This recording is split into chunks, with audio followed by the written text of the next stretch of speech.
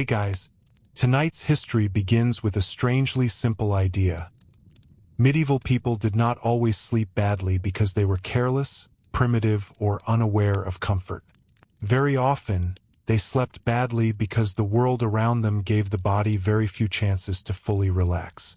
A bed was not just a bed. A room was not just a room.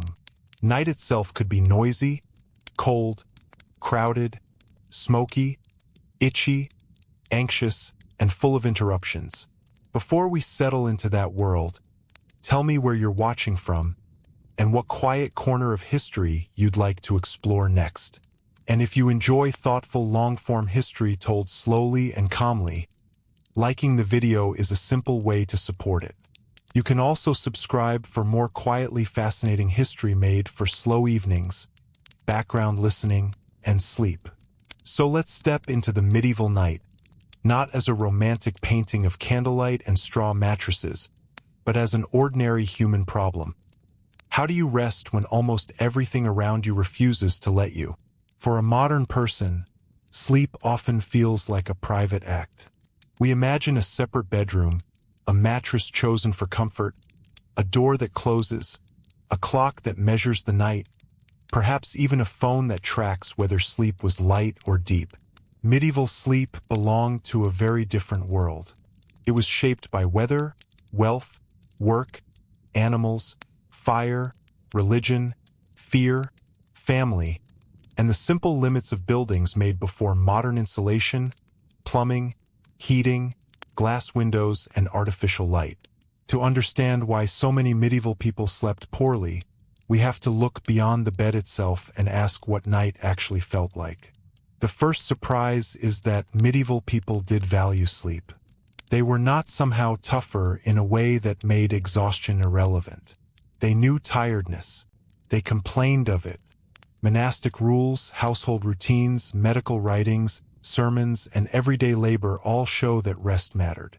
But what people considered normal sleep was shaped by a world where discomfort was expected, privacy was rare, and the night was not empty. It had work inside it. It had sounds. It had obligations. It had dangers. And, perhaps most importantly, it had very little separation between the human body and the raw conditions of the environment. Begin with the medieval house. For the poorer majority, the home was rarely a quiet, sealed, private structure. In many rural areas, a household might live in a modest timber, wattle and daub, or stone building, depending on region and resources. The floor might be packed earth, sometimes covered with rushes or straw. The roof might keep out most rain but not always damp. Smoke from the hearth could linger indoors, especially in earlier houses without efficient chimneys. Windows, if present, were small, shuttered, and not usually glazed in the way modern people would expect. A room could be dark, close, and cold, with air that was heavy from fire, bodies, animals, cooking, and damp materials. At night, that house did not become peaceful simply because people lay down. The fire still mattered. Someone had to manage embers so the household could begin again in the morning without the difficulty of starting from nothing. Cold could creep through walls, roofs, doors, and floors. In winter, the temperature inside might fall sharply once the main fire died down. In summer, the same house might hold stale warmth, insects, and smells. The medieval bed was not floating in a neutral environment. It was part of a living, breathing, imperfect shelter. For many people, sleeping arrangements were communal. Separate bedrooms were mostly a privilege of wealth, status, or later architectural development. Ordinary families often slept in shared spaces. Parents, children, servants, apprentices, lodgers, and sometimes animals might all be near one another. Even where there were separate areas, the division between sleeping, working, eating, storing, and caring for livestock was often much thinner than modern viewers imagine. A person might sleep near tools, sacks, food stores, damp clothing, or the small restless sounds of a household that never fully stopped. This is one of the first important misunderstandings. When people hear that medieval households sometimes shared beds, they may picture it as strange or uncivilized. But in context, it made practical sense. Bedding was expensive. Warmth was precious. Space was limited. A shared bed could preserve heat and conserve resources. It could also reflect social arrangements that were ordinary at the time. Yet the practical answer created another problem. A person's sleep depended on the movements, breathing, coughing, turning, and habits of others. If one person woke, several might wake. If a child cried, if an older relative struggled for comfort, if someone returned late from work or from watch duty, sleep could break into fragments. And then there was the bedding itself. The poorest might sleep on straw, sacks, benches, simple pallets, or rough mattresses filled with straw, hay, chaff, wool, feathers, or other materials, depending on what they could afford. Better beds existed, of course. Wealthy households might have substantial wooden bedsteads, feather mattresses, blankets, coverlets, curtains, and linen. But even a fine medieval bed was not automatically a clean or quiet refuge. Bedding required maintenance. Straw had to be changed. Fabrics had to be aired. Mattresses could become damp, compressed, or infested. A bed could be a sign of status and still be vulnerable to the same world of insects, smoke, and humidity. The famous phrase "sleep tight" is often surrounded by modern myths, and not every popular story about medieval beds should be trusted. But it is true that some beds used ropes or supports that could loosen, and it is true that bedding was a material object requiring care. Medieval sleep was not supported by standardized mattresses, temperature-controlled rooms, washable synthetic fabrics, or sealed buildings. Comfort had to be created by labor. Gathering bedding, beating it, airing it, warming it, mending it, protecting it from damp, and sharing it carefully. Rest was never fully separate from work. The body itself brought another layer of difficulty.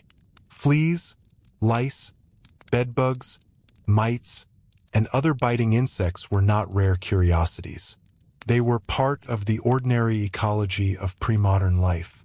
They lived in bedding, clothing, hair, straw, cracks in wood, animal spaces, and crowded interiors. This does not mean every medieval person was constantly tormented in the same way, or that every house was equally infested. Conditions varied enormously by wealth, season, region, and household discipline. But compared with modern expectations, the barrier between human skin and the tiny life of the household was far weaker. For sleep, this mattered deeply. A person might lie down exhausted after fieldwork, washing, weaving, brewing, hauling, cooking, carrying, or tending animals, only to find that the body could not fully settle. Itching, biting, scratching, and shifting could break the rhythm of rest. And because many people shared bedding or clothing storage, one person's discomfort could easily become a household problem. The medieval night was often physically intimate in ways that modern people find hard to imagine. Intimate with family, with servants, with animals, with smoke, with wool, with straw, with insects, with cold air, and with the building itself. Animals added their own interruptions.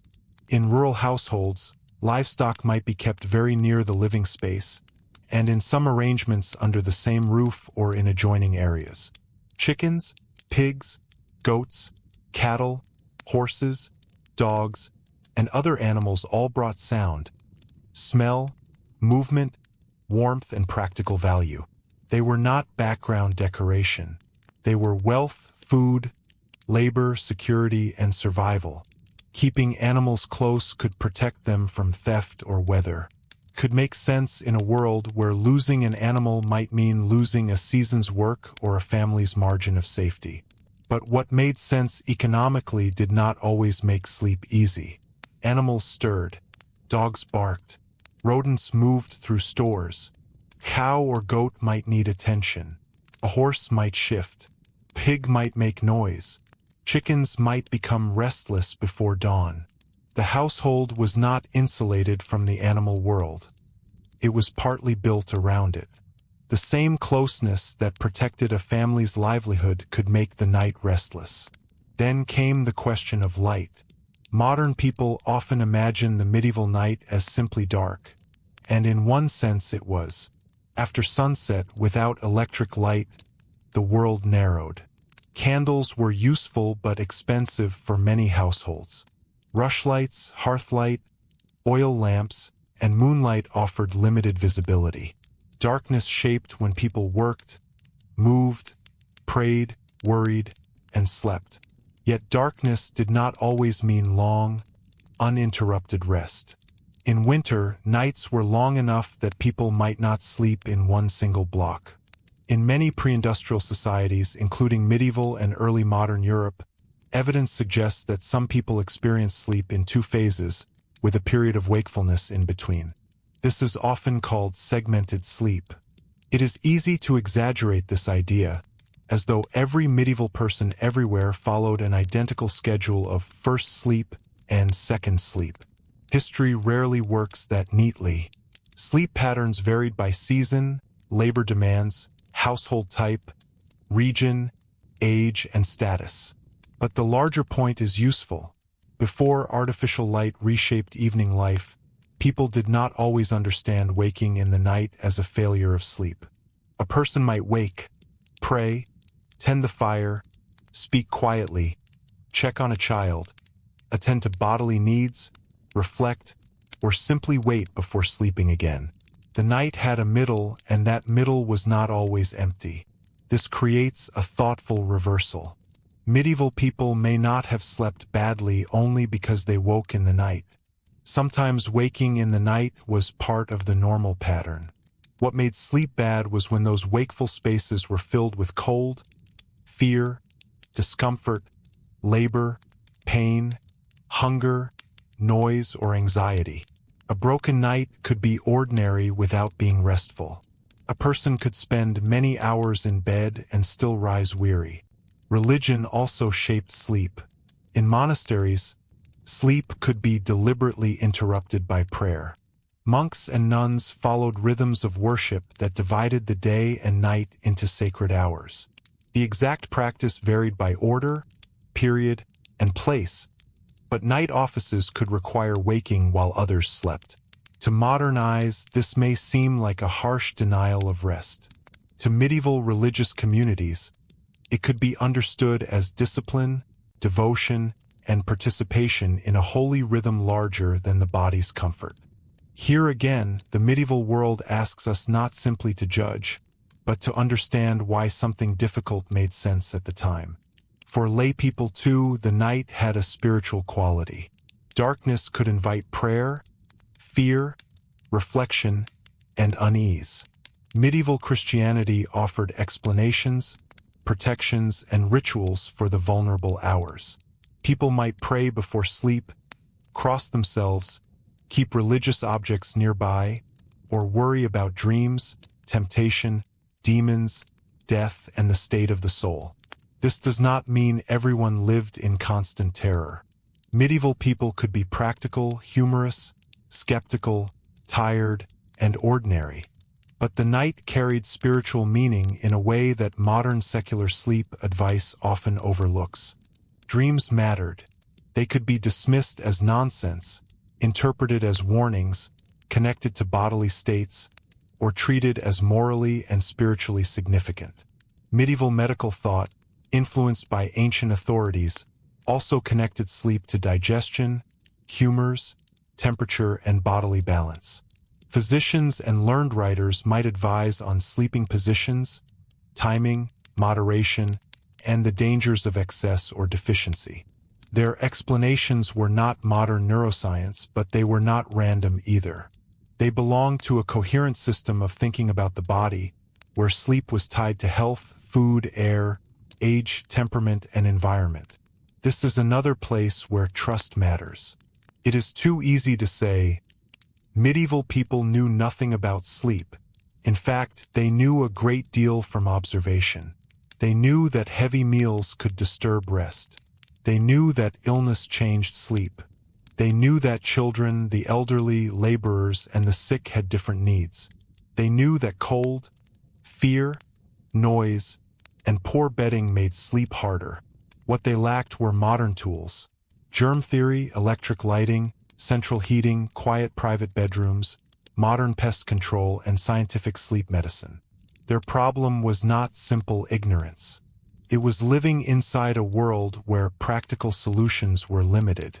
Work was perhaps the largest force pressing against rest. Medieval labor was seasonal, physical, and often tied to daylight. Agricultural workers rose early when the season demanded it. During harvest, haymaking, planting, tending animals, brewing, baking, washing, and market preparation, the boundary between work and rest could be thin. In towns, apprentices and servants might sleep near workplaces, rising when masters required them. Bakers worked at odd hours. Watchmen stayed alert at night. Millers, carters, cooks, brewers, smiths, and domestic servants all had rhythms shaped by obligation rather than personal preference. And yet medieval life also contained holidays, feast days, and pauses from labor. This surprises many modern viewers.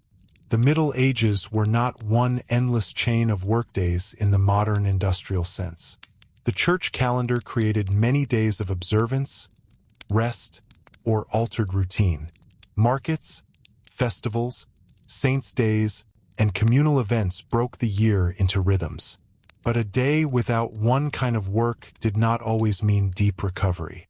Food still had to be prepared. Animals still had to be cared for. Fires still had to be tended.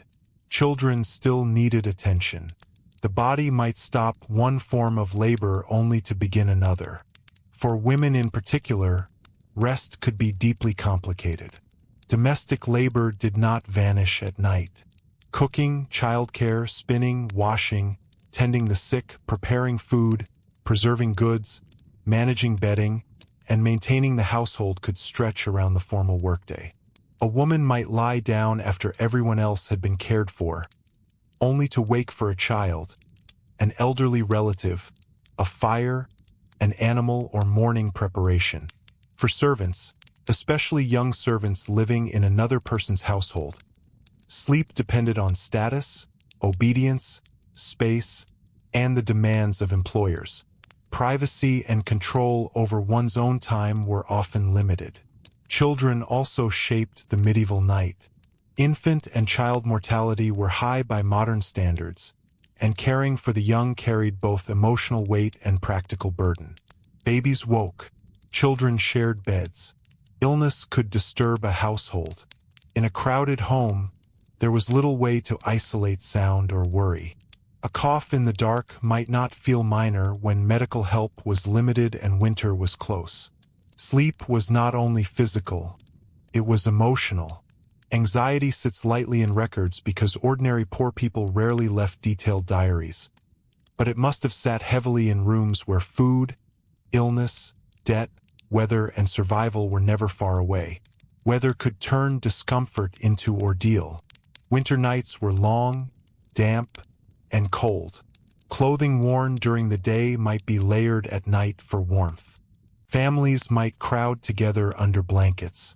Bed curtains in wealthier homes helped conserve heat and block drafts, but many people had no such protection. A person might wake because the fire had faded, because feet were cold, because damp had entered the bedding, or because someone needed to rise before dawn into a freezing room. The first moments after waking could be harsh. Leaving warmth, touching cold floor, stirring embers, fetching water, beginning labor while the body still wanted sleep. Summer brought different problems. Heat, insects, odors, and early light could disrupt rest. Agricultural work could start very early to avoid the strongest heat.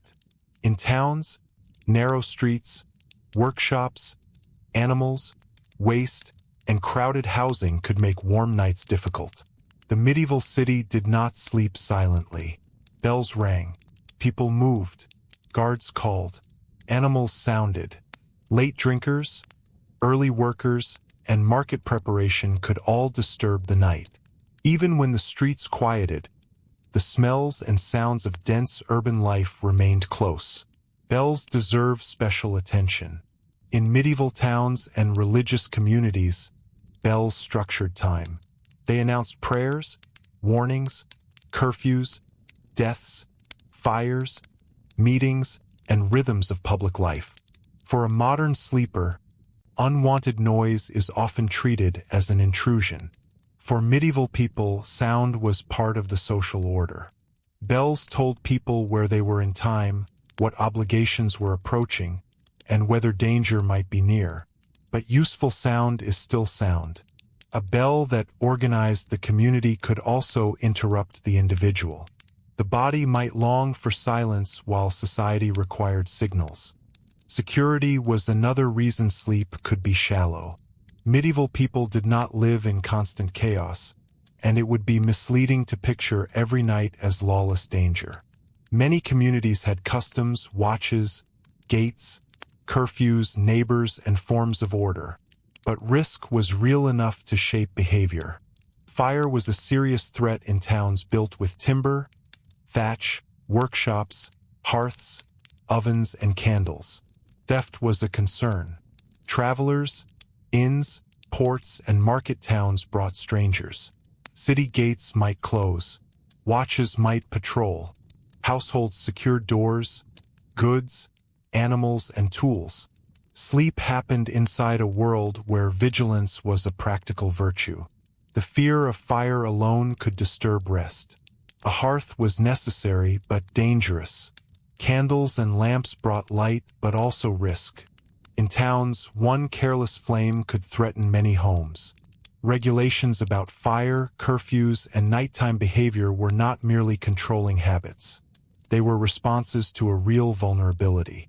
When people slept, they trusted their walls, neighbors, household members, and luck.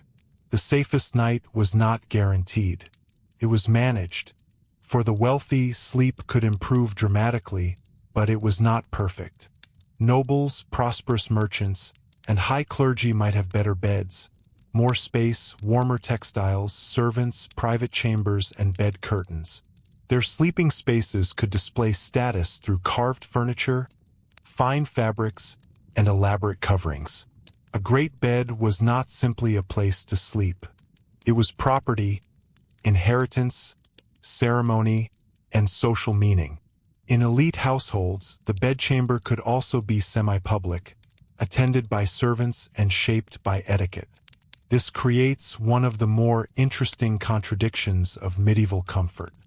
Wealth could buy softness, warmth, and space, but not necessarily privacy in the modern sense. Important people were often surrounded by attendants. Their daily routines were witnessed. Their sleep might be guarded, served, prepared, and interrupted by household politics, messages, religious duties, illness, travel, or the demands of rank.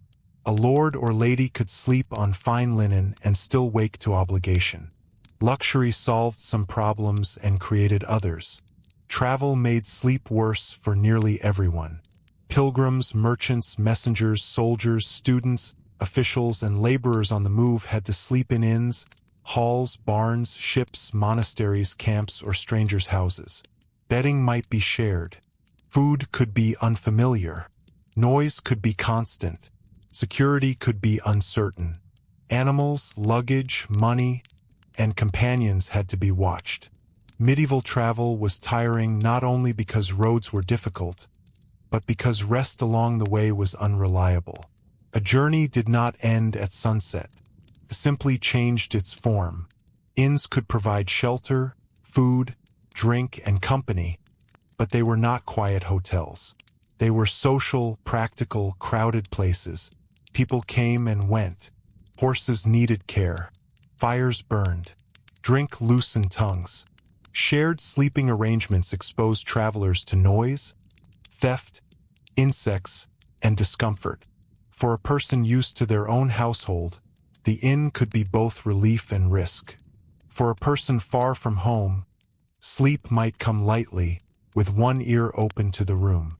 Soldiers and campaign followers faced still harsher conditions. War disrupted sleep through movement, fear, cold, hunger, wounds, weather, and uncertainty. Camps could be noisy and uncomfortable. Watches had to be kept. Armor, weapons, horses, and supplies required attention. Even when no battle was happening, the possibility of alarm shaped the night. A sleeping army was vulnerable, so some people had to remain awake. Rest was distributed unequally by necessity. But the most ordinary cause of bad sleep may have been the least dramatic. The body went to bed already worn down. Medieval work often used the whole body. Hands, backs, knees, feet, shoulders, lungs, and eyes carried the cost of labor. A peasant after harvest, a washerwoman after hauling water, a smith after heat and hammering, a cook after smoke and standing, a scribe after eye strain and cold fingers, a servant after stairs and errands, all brought their day into the bed with them. Pain does not always leave records. It leaves turning, waking, stiffness, and the quiet wish for a little more warmth before dawn.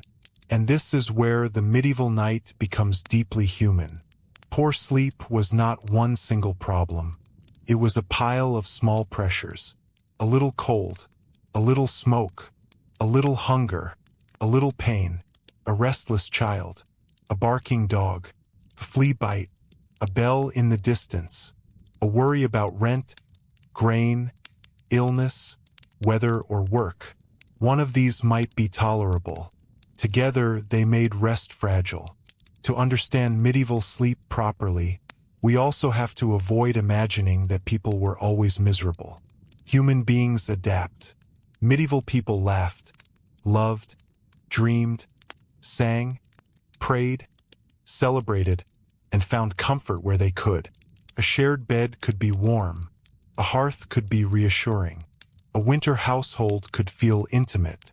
A monastery's night office could feel meaningful. A bed with curtains could feel safe. Even a rough pallet could be welcome after a hard day. The point is not that medieval people never rested. The point is that rest required negotiation with conditions modern people rarely face. That negotiation began before bedtime. Evening tasks mattered. Food had to be cooked or reheated. Animals checked. Tools brought in. Doors secured. Clothing dried. Children settled. Embers banked. Prayers said. Bedding arranged. In some households, work such as spinning or mending continued into the dim light. In others, people gathered around the hearth for talk, warmth, and small tasks. The day did not stop cleanly. It slowly narrowed, losing light, losing heat, and finally pushing people towards sleep. And even then, the bed was not always waiting in the way we imagine. Some bedding had to be laid out. Some people slept on temporary arrangements. Servants might sleep in halls, kitchens, lofts, workshops, or near doors. Apprentices might sleep near the place they worked. In large households, sleeping spaces reflected hierarchy. Who slept where revealed status. Near the warmth, away from drafts, close to the master, near the animals, on better bedding, under better covers. These details quietly mapped the social order. This is an important hidden layer. Medieval sleep was not only biological. It was social. Your rank could determine how warm you were, how crowded you were, how often you were interrupted, how clean your bedding was, and whether you had any control over when you lay down or rose. A wealthy person could command silence more easily than a servant. A master could wake an apprentice. A baby could wake a mother. A bell could wake a town. Sleep was private in the body, but public in its conditions. As night deepened, the senses changed.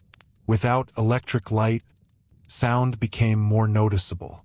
The crackle of the hearth, the breathing of others, the shifting of straw, the movement of animals, the wind at shutters, rain on roofing, a footstep outside, a distant bell, a cough across the room. Each could feel larger in darkness. For some, this may have been familiar and comforting. For others, it may have sharpened unease. Darkness does not create fear by itself, but it gives imagination more space. Medieval people also lacked the modern habit of treating sleep as a personal optimization project. They did not speak of sleep hygiene in our terms. They did not measure REM cycles or blue light exposure. But they did think about order, moderation, bodily balance, morality, and routine. Too much sleep could be criticized as laziness or indulgence. Too little could be recognized as harmful. Sleep was part of a moral and medical world where the disciplined person managed appetites, prayers, labor, and bodily needs. That moral pressure could weigh differently across society. A monk waking for prayer was praised for discipline. A servant rising early was expected to obey. A laborer sleeping too long might be judged harshly if work suffered. A noble resting in a fine bed might be seen as dignified, unless luxury slipped into moral criticism. Medieval culture did not treat sleep as purely neutral. It could be necessary, holy, suspicious, restorative, dangerous, or indulgent depending on context. Dreams carried this ambiguity. A dream could be ordinary mental residue, a bodily disturbance from food or illness, a temptation, a warning, or a message. Medieval literature and religious writing often gave dreams narrative power, but everyday dream life was probably more mixed. Strange images, anxieties, memories, fears, and hopes passing through tired minds. A bad dream could wake a person into darkness, into a room where others slept close by, and into a world where unseen meanings felt possible. Illness made everything harder. A fever, cough, toothache, infected wound, aching joints, digestive trouble, childbirth recovery, or chronic pain could turn a hard bed into a place of endurance. Medical care existed, ranging from household remedies to trained physicians, barber surgeons, midwives, monks, and local healers, but access and effectiveness varied. Night magnifies illness. A pain that can be ignored during daylight may become impossible when the room quiets. A sick child's breathing can hold an entire household awake. Food and hunger also affected sleep. Medieval diets varied widely, but for the poor, food security could be uncertain. Seasonal shortages, bad harvests, rising prices, fasting rules, labor demands, and local hardship all shaped the body. Going to bed hungry, or after coarse food that sat heavily in the stomach, could disturb rest. Ale, wine, or other drinks might warm and relax, but could also fragment sleep. The medieval body at night carried the day's food, work, and worry together in wealthier households. Late meals, rich foods, and ceremony could create a different kind of discomfort. More abundance did not always mean better rest. Heavy eating, drinking, politics, entertainment, household noise, and obligations of hospitality could stretch the evening. A great hall might be lively long after a tired servant wished it quiet. The elite chamber might be warmer, but the household around it still moved. So when we ask why medieval people slept so badly, the answer is not simply because their beds were uncomfortable, though many were. It is that sleep was exposed. Exposed to climate, exposed to insects, exposed to social hierarchy, exposed to religion, exposed to work, exposed to animals, exposed to hunger, illness, and fire, exposed to other people's needs. Modern sleep tries to seal the body away from the world. Medieval sleep often placed the body right in the middle of it.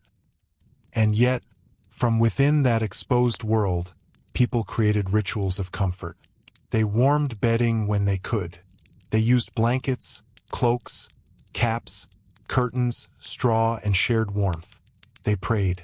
They told stories. They arranged households around hearths. They followed seasonal rhythms. They accepted waking in the night as part of life. They developed customs not because they lacked imagination, but because survival required practical answers.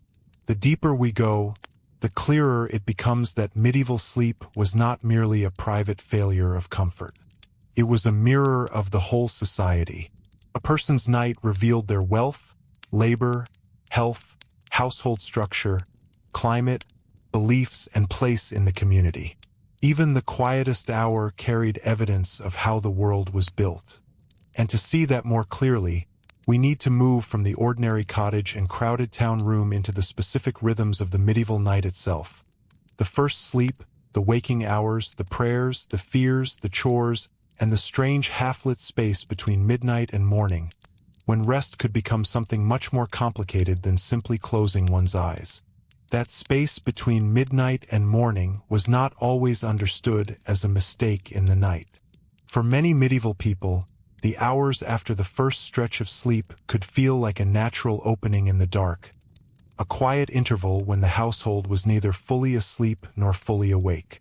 The body might rise because it was cold, because the fire needed attention, because a child stirred, because the bladder demanded it, because a dream had unsettled the mind, or simply because long winter darkness gave more hours than the body could spend in one unbroken sleep. And in that middle space, medieval life revealed something modern viewers often miss. Night was not only a time of rest.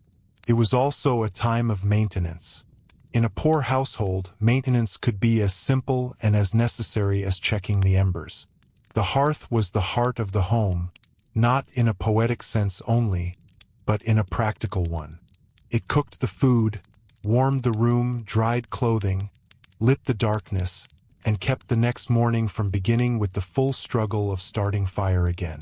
If the embers died completely, relighting them could require effort, time, and sometimes help from neighbors. So fire had to be watched, covered, fed, or carefully preserved. A person waking in the night might not think of this as a formal task, but it was part of the work that allowed morning to exist. That alone changes the feeling of medieval sleep. The modern sleeper often expects the room to continue serving them while they are unconscious. Heat remains steady. Doors remain locked. Food is stored. Light can be summoned instantly. But in the medieval home, comfort was less automatic. The household had to keep making it. Warmth could vanish. Smoke could thicken. A draft could creep beneath the door. Pot could need moving. A sick person might need water. A baby might need feeding. An animal might need checking. Sleep was surrounded by fragile systems, and fragile systems do not always let people rest deeply. The first sleep, then, may have been the easier part. After a day of labor, the body might fall heavily into darkness. Exhaustion could do what comfort could not. But waking later was another matter. Once the body had surfaced, the room became real again. The smell of smoke, the closeness of other bodies, the roughness of bedding, the sound of animals, the scratch of insects, the ache of joints, the fear of the cold floor. Returning to sleep required trust. Trust that the fire was safe. Trust that the door held.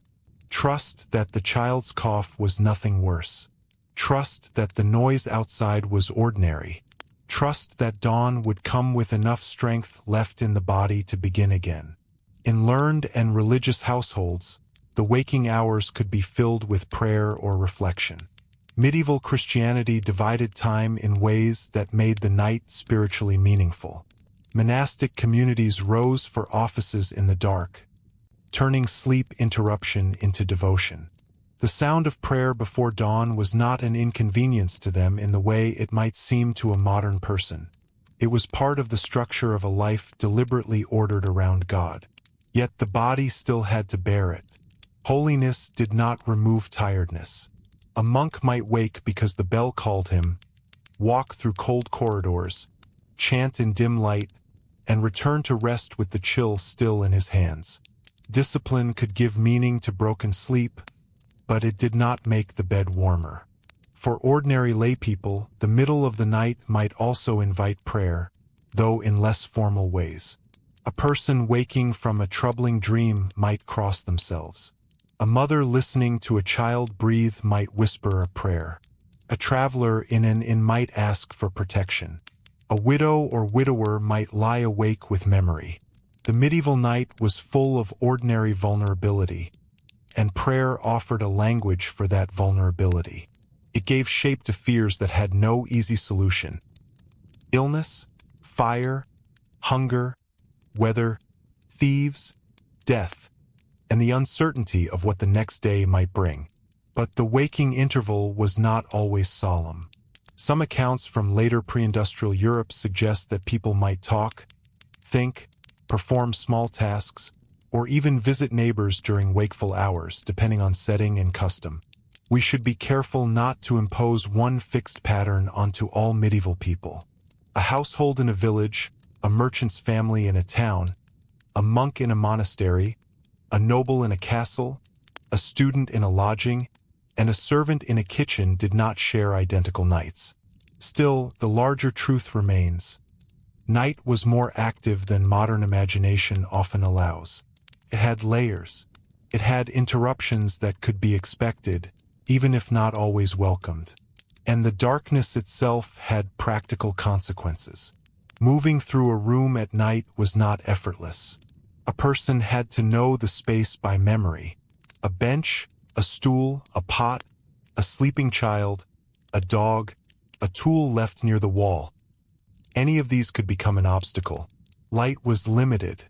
A candle might be too costly to waste or risky to use casually. A rushlight might burn briefly. The hearth might glow but not illuminate much beyond its small circle.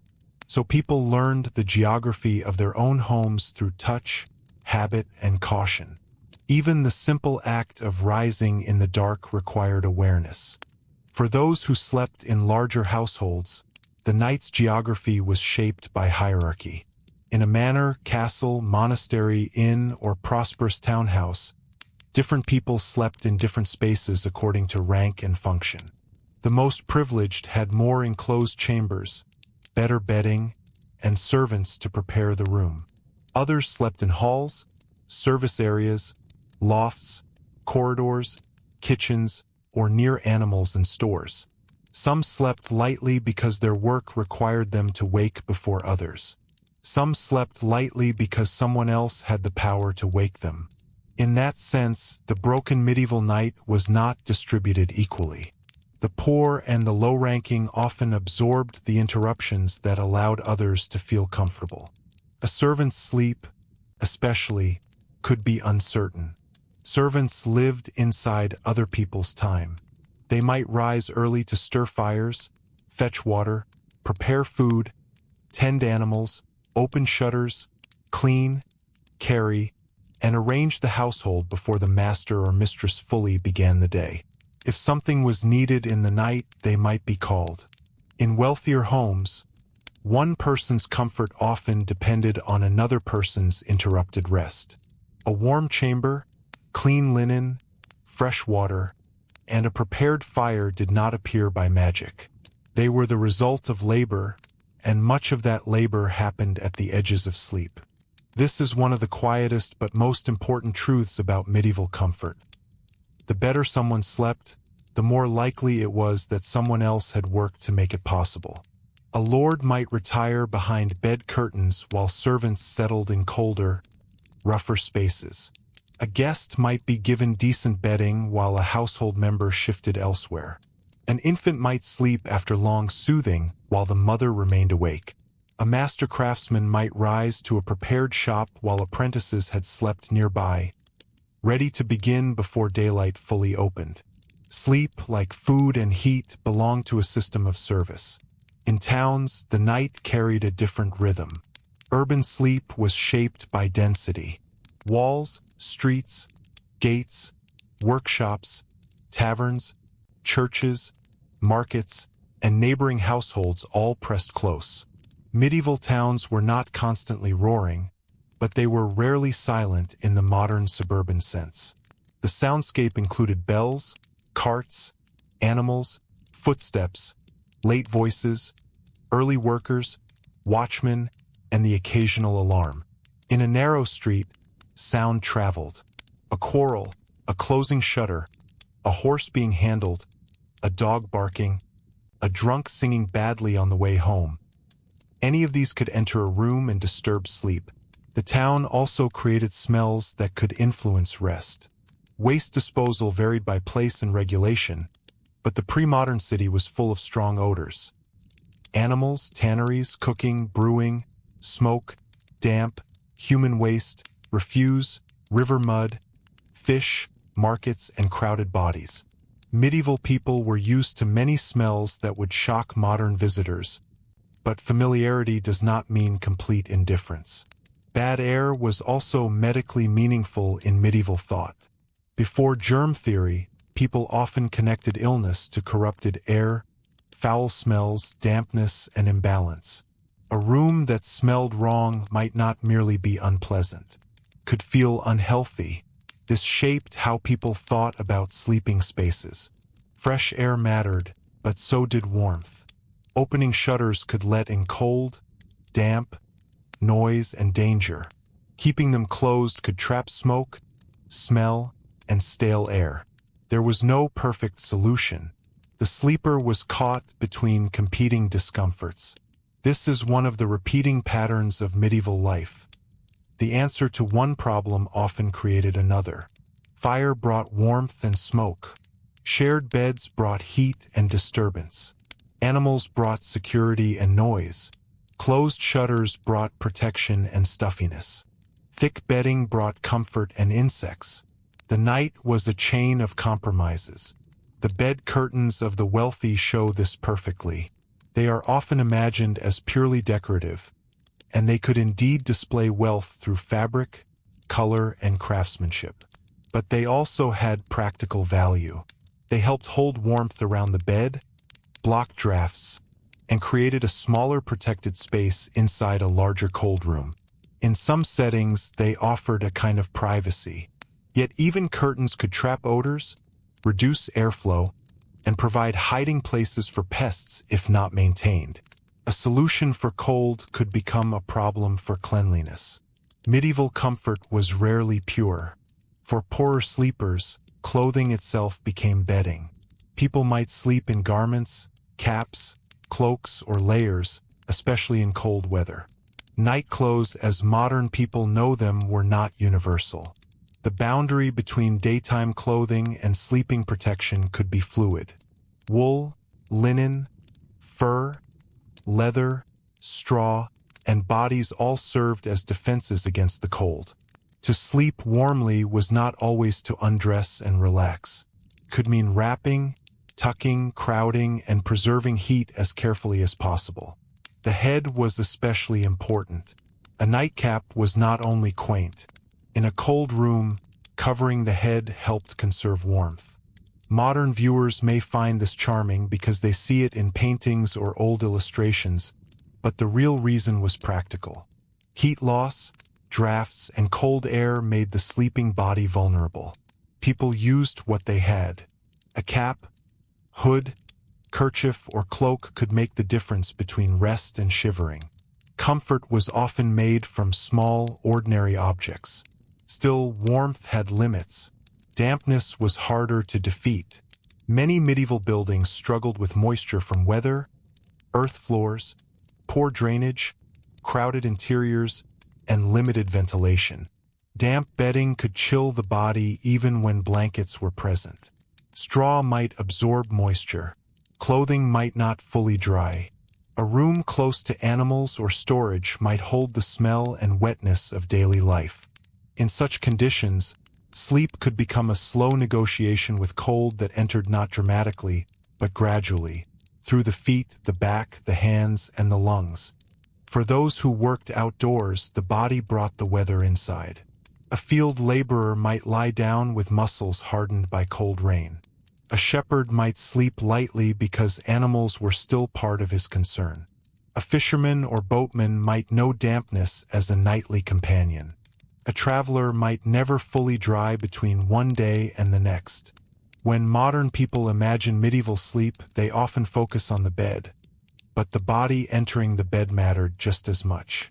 A cold, hungry, wet, aching body cannot be made comfortable by straw alone. Hunger and digestion shaped the night in subtle ways. Medieval medical advice often treated sleep as connected to food. Heavy eating, poor digestion, drinking, fasting, and bodily balance could all influence rest. The poor might sleep with too little food. The wealthy might sleep after too much rich food. Religious fasting could alter routine. Seasonal shortages could make hunger a companion at night. A stomach that is empty, unsettled, or overloaded keeps its own kind of time. Drink added another complication.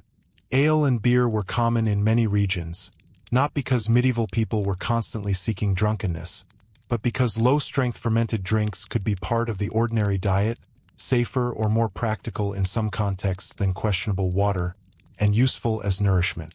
Wine, cider, and other drinks varied by region and class. Alcohol might help a person feel warm or sleepy, but it could also disturb sleep, increase waking, and intensify bodily needs in the night. Once again, something that helped in one way could hurt in another. Fear of oversleeping was another pressure modern viewers may overlook. Without personal alarm clocks, people relied on habit, roosters, bells, servants, household rhythms, light, neighbors, and obligation. In monasteries, bells structured waking. In towns, work rhythms did the same. In rural life, animals and daylight called people upward. But if a person had a crucial task before dawn, baking, travel, market preparation, tending animals, joining labor, attending prayer, sleep might be lighter because the mind feared missing the hour. Anxiety can become its own alarm clock, but it is not restful. Bakers are a useful example. Bread was central to medieval diets, and baking often demanded work at inconvenient hours. Ovens, dough, fuel, customers, and local regulations shaped a baker's schedule. To have bread ready at the right time, work had to happen while others slept or before they woke. The baker's night was not the household's night. It was a workplace. The same was true for watchmen, guards, fishermen, carters, servants, and others whose labor bent around community needs. A society's sleep depends on the wakefulness of some of its people. This unevenness matters. When we speak of medieval people sleeping badly, we should not imagine one shared experience. There were many medieval nights. The night of a monk was different from the night of a mother. The night of a nobleman was different from that of a stable boy. The night of a city apprentice was different from that of a shepherd. The night of a prisoner was different from that of a merchant's wife. But across these differences, certain pressures repeat. Cold, crowding, labor, faith, illness, insects, smoke, noise, and the limited ability to control the sleeping environment. Prisoners, the sick, and the very poor experienced the harshest versions of this. A person sleeping in a hospital, almshouse, prison, ship, barn, doorway, or temporary shelter might have little control over bedding, light, noise, or safety. Medieval charity could provide shelter and care, sometimes with genuine compassion, but institutions were still constrained by resources, crowding, and contemporary medical understanding. A sick person's sleep might be interrupted not only by pain, but by the sounds of others suffering nearby. A prisoner's sleep might be broken by cold, chains, fear, vermin, and uncertainty. These were not the average household night, but they show the outer edges of what bad sleep could mean. In hospitals and religious houses, sleep also intersected with care. Medieval hospitals were often connected to charity, hospitality, and spiritual duty rather than modern clinical medicine. The sick, poor, elderly, pilgrims, or travelers might receive food, shelter, prayer, and basic treatment. To be given a bed could be a mercy, but shared wards, limited sanitation, odors, prayers, pain, and death nearby could make rest difficult. For a weary traveler or poor patient, such a place might be better than the street and still far from peaceful. Childbirth and early motherhood created another world of broken sleep. Women's experiences are often under-recorded in formal medieval sources, but the practical realities are clear enough. Pregnancy, birth recovery, breastfeeding, infant care, and the risk of illness would shape sleep profoundly. A newborn's waking did not pause because the room was cold or the mother was exhausted. Other women might help, depending on household and community, but the night's burden often fell close to the mother's body. In a world with high infant mortality, every cry or fever could carry fear. The elderly, too, likely slept differently. Aching joints, cold sensitivity, poorer health, and dependence on others could make rest fragile. In a crowded household, older relatives might be cared for within the same sleeping environment as children and working adults. Their needs could interrupt others, and others' noise could interrupt them. A medieval home was often a multi-generational space not because everyone found it ideal, but because land, labor, inheritance, poverty, and care tied people together. Sleep had to fit inside family structure. Even the design of time itself shaped the night. Mechanical clocks became more important in later medieval Europe, especially in towns, but for much of the period and many ordinary people, time was experienced through sun, season, bells, tasks, and religious offices. Night was not divided by glowing digits on a bedside table. It was felt. The length of darkness changed through the year. Winter stretched. Summer shortened. Dawn did not arrive at a fixed emotional distance. A long winter night might create room for two sleeps, prayer, worry, and still more darkness. A short summer night might feel insufficient before work began again. Seasonality is essential to understanding medieval sleep. Modern sleep routines are often designed to resist the seasons. Heating, cooling, artificial light, and fixed work schedules create an illusion that January and July can be made similar indoors. Medieval life could not flatten the year so easily. Winter encouraged closeness, darkness, stored food, heavy clothing, and long nights. Summer encouraged early rising, insects, field labor, heat, and shorter rest. Harvest seasons could compress sleep under urgent work. Religious seasons could alter diet and routine. The calendar entered the bed. Harvest is especially important because it reveals how labor could temporarily overpower rest. During critical agricultural periods, work had to be done when the weather allowed. Grain did not wait politely for tired bodies. Hay had to be cut, dried, and gathered. Storms could threaten. Laborers might work long days and sleep in conditions shaped by urgency, temporary arrangements, or exhaustion. The body might fall asleep quickly, but deep recovery could lag behind. The next day demanded the same effort again. Yet in quieter seasons, sleep might not simply become easy. Winter could reduce certain outdoor tasks but increase indoor discomfort. Food stores had to last. Animals still required care. Cold made everything harder. Light was scarce. Illness spread in close quarters. Smoke-filled interiors could irritate lungs and eyes. The long night gave more time for rest, but also more time for waking, worry, and discomfort. More darkness did not always mean better sleep. This is why the question of medieval sleep is really a question about control. Modern people often assume comfort is mainly a matter of invention. Better beds, better medicine, better lighting. Those things matter enormously, but underneath them is control. Control over temperature, space, sound, cleanliness, schedule, privacy, and fear. Medieval people had far less control over these conditions. They could adapt, manage, and endure, but they could not fully command the night. That lack of control also appears in law and community regulation. Many towns had curfews or rules about nighttime movement, fire, taverns, and street behavior. The word curfew itself is connected to covering the fire, a reminder that night regulation was partly about safety. Authorities worried about disorder, flames, theft, and moral danger after dark. A town that required fires to be covered was not simply being strict. It was trying to prevent catastrophe. But such rules also shaped how people moved, worked, and rested. Night belonged partly to the household and partly to the community.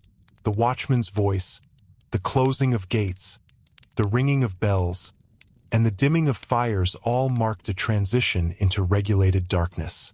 For some, this may have brought reassurance. The town was being guarded. The community was ordered. For others, it could add tension. A person outside at the wrong hour might be questioned. A household with a dangerous fire might be punished. A traveler arriving late might find gates shut. Sleep was surrounded by rules because night was considered powerful, risky, and morally charged. And moral charge mattered. Medieval writers sometimes warned against the dangers of night. Drunkenness, lust, theft, gambling, violence, temptation, and spiritual danger. Of course, actual people did not stop being human after sunset. Taverns, celebrations, secret meetings, and ordinary pleasures continued. But the repeated association of darkness with risk shaped imagination. A person waking at night was not waking into a neutral space. The dark had meanings. It could conceal crime, sin, sickness, or supernatural fear. Even when nothing happened, the possibility gave night a different texture. For sleep, imagination is not a small thing. Fear can make a room louder. A sound outside the door becomes uncertain. A dream lingers. A child's illness feels more urgent. The dead feel closer. In a world where religious belief, folklore, and everyday danger overlapped, the mind could be as disruptive as the mattress. Medieval people were not foolish for fearing the dark. Darkness contained real risks. Their beliefs gave those risks language and shape. At the same time, night could be beautiful. This is important to say, because a trustworthy history should not reduce the past to suffering alone. Moonlight on fields, stars without modern light pollution, the hush after a long day, the warmth of bodies under blankets, the murmur of prayer, the security of a familiar hearth. These could also belong to medieval sleep. Some people may have known moments of deep rest precisely because the world was dark and quiet in ways modern cities rarely are. The problem was not that every night was bad. The problem was that good sleep was more vulnerable, more dependent on luck, season, health, household, and status. The strongest contrast may be between expectation and acceptance. Modern people often treat poor sleep as something that must be fixed. Medieval people were more likely to treat many sleep disruptions as part of life, even while seeking remedies where they could. They might change bedding, pray, adjust diet, warm the room, share heat, use herbs, consult medical advice, or follow custom. But they could not expect perfect quiet, perfect temperature, perfect privacy, and perfect cleanliness as a normal baseline. Their sleep was not worse because they failed to want comfort. It was worse because comfort was harder to secure. Remedies existed, and they open another revealing door. Medieval medical and household traditions included advice about herbs, scents, baths where available, diet, timing, and bodily balance. Certain plants were associated with calming or sleep. Warmth, moderation, and proper digestion mattered. Some recommendations were sensible by observation. Others belonged to humoral theory or spiritual practice. But the presence of remedies tells us something important. People noticed sleeplessness. They tried to understand it. They did not simply shrug at the night. A person who could not sleep might be advised to consider food, drink, emotional disturbance, illness, temperature, or spiritual trouble. The categories were different from ours, but the concern was familiar. Why does the body not settle? Why does the mind keep moving? Why does the night feel longer when one is anxious? Medieval answers were shaped by medieval knowledge, but the questions themselves are deeply human. And as the hours moved toward dawn, the fragile world of sleep began to dissolve into labor. Before full light, some households stirred. Someone rose to revive the fire. Someone fetched water. Someone prepared dough, fed animals, opened shutters, checked weather, gathered tools, or began prayer. In towns, bells and movement slowly thickened the air. In villages, animals and fieldwork called people outward. The night did not end with a clean, restful conclusion. It was pulled apart by necessity. The hardest part may have been that morning often demanded cheerless efficiency. A person who had slept badly could not always slow the day to recover. A servant could not tell the household that the fleas had kept him awake. A mother could not postpone an infant's hunger. A laborer could not ask the harvest to wait. A monk could not ignore the office. A baker could not deliver bread late without consequence. Medieval society had compassion in some places and harshness in others, but the daily structure of work left limited room for private exhaustion. So the medieval morning was often built on incomplete rest. Bodies rose stiff, cold, itchy, underfed, anxious, or still heavy with broken dreams. Yet they rose. That endurance can look admirable from a distance, but it should not be romanticized. People endured because they had to. Their strength was real, but it was not proof that discomfort did not matter. It mattered deeply. It shaped tempers, health, prayer, labor, family life, and the quiet emotional weather of the household. And once we see the night this way, the bed becomes only one object inside a much larger story. To understand why sleep was so fragile, we have to follow the sleeper into the materials of daily life itself. The straw beneath the body, the wool over the shoulders, the smoke above the hearth, the insects in the seams, the rushes on the floor, and the hidden labor that tried, night after night, to turn an uncomfortable shelter into something close enough to rest. Something close enough to rest was often made from materials that were never fully clean, never fully still, and never fully separate from the work of the day. Straw, wool, linen, wood, rushes, smoke, ash, animal hair, damp earth, and human sweat all belonged to the sleeping world. They were not merely background textures.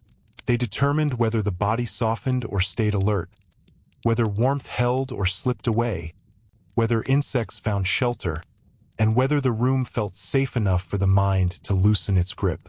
Start with straw, because for many poorer sleepers it was one of the most ordinary materials of rest. Straw could be spread on the floor, stuffed into a sack, used in a pallet, or layered beneath blankets. It was available in agricultural communities, relatively cheap compared with finer bedding, and far better than bare earth or boards. After a day spent bending, lifting, carrying, and walking, even rough straw could feel like mercy. But straw had its own life, compressed, scratched. It absorbed moisture, collected dirt, could harbor insects. It had to be shaken, replaced, aired, and managed. A straw bed was not a simple object. It was a small ecosystem that had to be renewed before it became unpleasant or unhealthy. This is where a modern assumption quietly fails. We tend to imagine bedding as something that remains stable until we choose to wash it. Medieval bedding was more fragile than that. A mattress filled with straw or chaff might be comfortable when fresh and miserable when neglected. It could become uneven, damp, sour-smelling, or full of small movement. Replacing the filling required access to materials, time, and household effort. For people living close to the margin, even this simple maintenance could be delayed by weather, poverty, illness, or work. Bad sleep could begin not with one dramatic hardship, but with bedding that should have been changed days earlier and was not. Rushes on the floor added another layer. In many households and halls, Rushes, straw, herbs, or other floor coverings could help manage dirt, damp, smell, and cold. They softened hard surfaces and made interiors more livable. In better managed spaces, they might be refreshed and mixed with fragrant plants. In neglected or crowded places, they could trap filth, crumbs, insects, and moisture. What was meant to comfort the household could become a source of irritation. Again, the same material solved one problem while slowly creating another. Wool was one of the great protectors of the medieval body. Woolen blankets, cloaks, tunics, hoods, and coverings helped people survive cold nights in buildings that did not seal out the weather. Wool could remain warm even when slightly damp, and in a cold room it was invaluable. But wool was heavy, slow to dry, and not always soft, could smell strongly when wet, could scratch the skin, could carry pests. For a tired body, wool might be both comfort and burden, the difference between shivering and sleeping, but also the source of heat, itch, and heaviness that made turning difficult. Linen, when available, brought a different kind of comfort. Sheets, undergarments, and head coverings made from linen could feel cleaner and smoother against the body than rough wool. Linen could be washed more effectively than heavier bedding, and in wealthier homes, clean linen became a sign of care, status, and refinement. But linen required flax cultivation, processing, spinning, weaving, laundering, and drying. It represented work long before it became comfort. A clean sheet was not just a domestic detail. It was a chain of labor stretching through fields, hands, water, soap or lye, sunlight, and storage. For the poor, linen might be limited. For servants, access to clean bedding depended on the household. For the wealthy, clean linen could improve sleep, but it also created dependence on laundresses, maids, and household systems. Comfort, again, was never isolated. It came from work performed by someone, often someone whose own sleep was less protected. The bed frame itself mattered.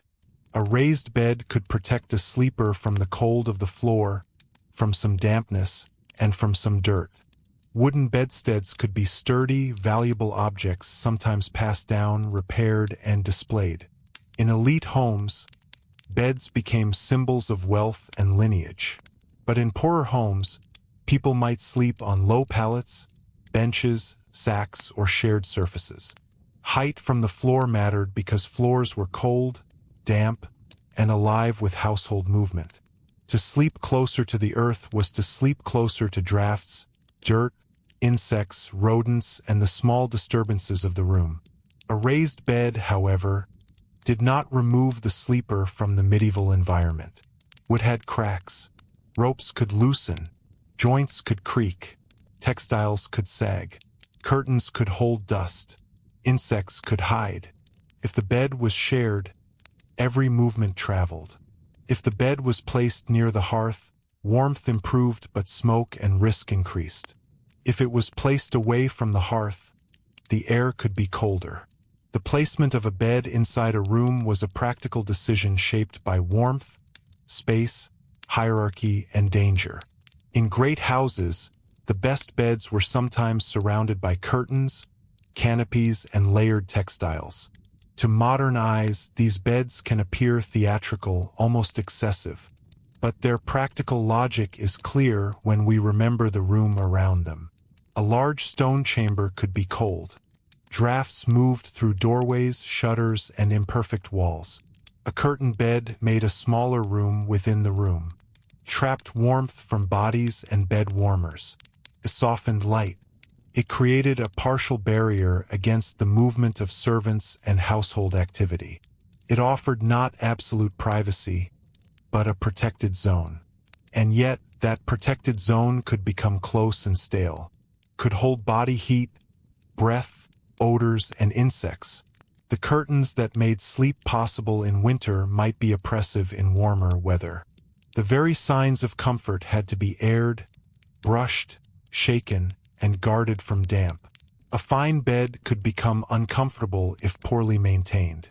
Medieval luxury required constant attention because the world was always pushing back. Smoke was one of the most persistent forces pushing back.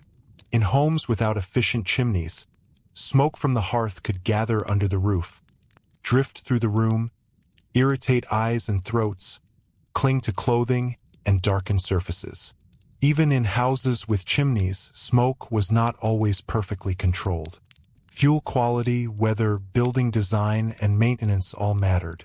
A smoky room could make sleep difficult, especially for children, the elderly, and the sick. The warmth that made rest possible also made breathing less comfortable. This was not merely unpleasant. It shaped daily health. A household that relied on an indoor fire lived with smoke as a constant companion. People were accustomed to it, but the body still responded. Eyes watered, throats roughened, lungs bore the burden. A person lying down near a smoky hearth might enjoy warmth while breathing air that made rest shallow. Moving farther away might bring clearer air and greater cold. Once again, the medieval sleeper did not choose between comfort and discomfort, but between different kinds of discomfort. The hearth also shaped the emotional feel of sleep. Fire could reassure. It marked the center of the household. This glow could make darkness less absolute. Its warmth could gather people together, but it also demanded vigilance. Sparks, embers, and fuel were never entirely harmless. In a timber or thatched environment, fire could become disaster.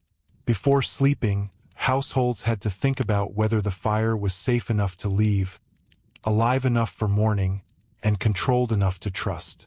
Sleep was possible only when danger had been reduced, not eliminated. Ash and embers belonged to the morning as much as the night. A person rising before dawn might crouch at the hearth, coaxing life back from what remained. This was delicate work. Too little fuel and the fire had died. Too much carelessness and danger returned.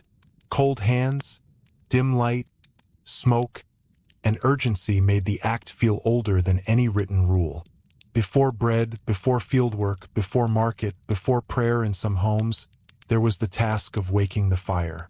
Medieval morning began with bringing warmth back into a cold world. Water, strangely, was also part of sleep. Not running water, of course, but the need for water. For drinking, washing, cooking, cleaning, soaking cloth, tending the sick, and managing household routines. At night, thirst could wake a person, especially after salty food, smoke exposure, illness, or drink. But getting water was not always simple. It might be stored indoors, drawn from a well, fetched from a source outside, or carefully rationed. In winter, water could be bitterly cold. In towns, its quality might be uncertain. A cup in the night was not necessarily within arm's reach. The body's needs could pull a person out of rest and into the practical limits of the household. The need to relieve the body was another quiet interruption. Modern plumbing hides this from our sense of sleep history. Medieval people used chamber pots, outdoor privies, pits, garderobes, or other arrangements depending on place and status. Rising in the dark for bodily needs could mean cold air, smell, embarrassment, risk, or inconvenience. In a crowded sleeping space, privacy was limited. In a castle or manor, a garderobe might be available but still cold and unpleasant. In a village cottage, stepping outside at night might mean mud, animals, darkness, and fear. The body did not pause its needs because the world was inconvenient. Cleanliness around sleep was therefore complicated. Medieval people were not uniformly dirty in the crude way popular imagination suggests. They washed hands and faces, laundered linens when possible, used baths in some contexts, valued pleasant smells, and recognized the importance of cleanliness in many forms. But their tools were limited, and cleanliness was harder to sustain. Water had to be carried. Fuel had to be used to heat it. Soap varied in availability and quality. Drying cloth depended on weather and space. Crowding undid cleanliness quickly. Animals, smoke, work, and mud entered the home again and again. A bed could be cared for carefully and still become compromised by daily life. A worker returned from the field with dirt on clothing. A child climbed under covers. A dog lay near the bedding. A damp cloak was placed too close. Straw absorbed moisture. A flea found a seam. A louse moved from garment to garment. A person scratched in sleep, then slept again. None of this required neglect. It was simply the consequence of living in close contact with materials, animals, and labor. Insects deserve attention not because they make the past seem grotesque, but because they reveal how porous medieval domestic life was. Fleas, lice, and bedbugs were more than irritants. They disrupted sleep, spread discomfort through households, and made rest feel unreliable. The body could be exhausted and still kept awake by something tiny. This is one of the sharpest ironies of medieval sleep. The great forces of the age, weather, labor, religion, poverty, mattered enormously, yet a single small bite could ruin an hour of rest. People fought back as they could. Bedding could be shaken. Clothing could be washed, combed, brushed, or aired. Herbs and strong-smelling plants might be used in rooms or bedding. Heat, smoke, sunlight, and cleaning all played roles. But without modern pest control, the struggle was constant. Infestation did not mean people were careless. It meant the household was part of a biological world that could not be fully sealed away. The same was true of rodents. Stored grain, crumbs, straw, and warmth attracted mice and rats. Their movement at night could disturb sleep, damage food, and create anxiety. A scratching sound in the dark might be ordinary, but ordinary does not mean restful. Cats and dogs helped, but they too added movement and sound. The medieval home was not a sealed container. It was a contested space where humans, animals, insects, and stored goods all coexisted uneasily. Sound traveled differently in such spaces. A mattress of straw rustled. Wooden frames creaked. Shutters knocked. Wind found gaps. Roofs shifted. Rain struck thatch, tile, or timber. A sleeping person heard the building respond to weather. In a world where repairs were laborious and leaks mattered, these sounds could carry practical meaning. Was that just wind, or had something loosened? Was water coming in? Would the roof hold? The house itself could wake the sleeper. Cold could make sound sharper. In winter, people slept closer together. Fires were guarded. Animals might be sheltered more carefully, and every movement out of bed cost warmth. A child needing attention, a pot needing use, or a fire needing care could disturb several people because leaving the shared warmth was difficult. Those who remained under covers might wake simply from the change in air when another person rose. The room was a shared climate, easily altered. Heat could make the room restless in another way. Warm weather brought insects and smell. In summer, people might sleep with less covering or seek airflow, but open shutters or doors could invite noise, pests, and insecurity. Agricultural labor often began early, so sleep might be shortened by necessity. The light itself returned quickly. Birds, animals, and work sounds arrived before a tired body had fully recovered. Summer could feel abundant in daylight and cruel in rest. The bed, then, stood at the crossing of seasons. In winter, it had to preserve warmth. In summer, it had to permit air. In damp weather, it had to resist moisture. In harvest, it had to receive bodies too tired to care for it properly. In sickness, it became a place of treatment. In childbirth, a place of risk and recovery. In death, sometimes a final place of gathering. The medieval bed was not only furniture. It was where the household's most vulnerable moments appeared. This is why beds appear so often in wills and household inventories. A bed was valuable. Bedding could be counted, inherited, assigned, fought over, and cherished. To own a good bed was to own a form of security. It meant warmth, dignity, and status. A poor person might have few possessions more important than bedding. A wealthy person might own multiple beds, sets of sheets, coverlets, bolsters, and curtains. The difference between sleeping on rough straw and sleeping beneath layered textiles was not small. It could change the entire feeling of night. Yet even the best bed could not protect against all forms of wakefulness. Anxiety crossed class lines, though its causes differed. A peasant might worry about weather, rent, food, illness, or livestock. A merchant might worry about debts, ships, contracts, theft, or reputation. A noble might worry about alliances, inheritance, rivals, royal favor, or household management.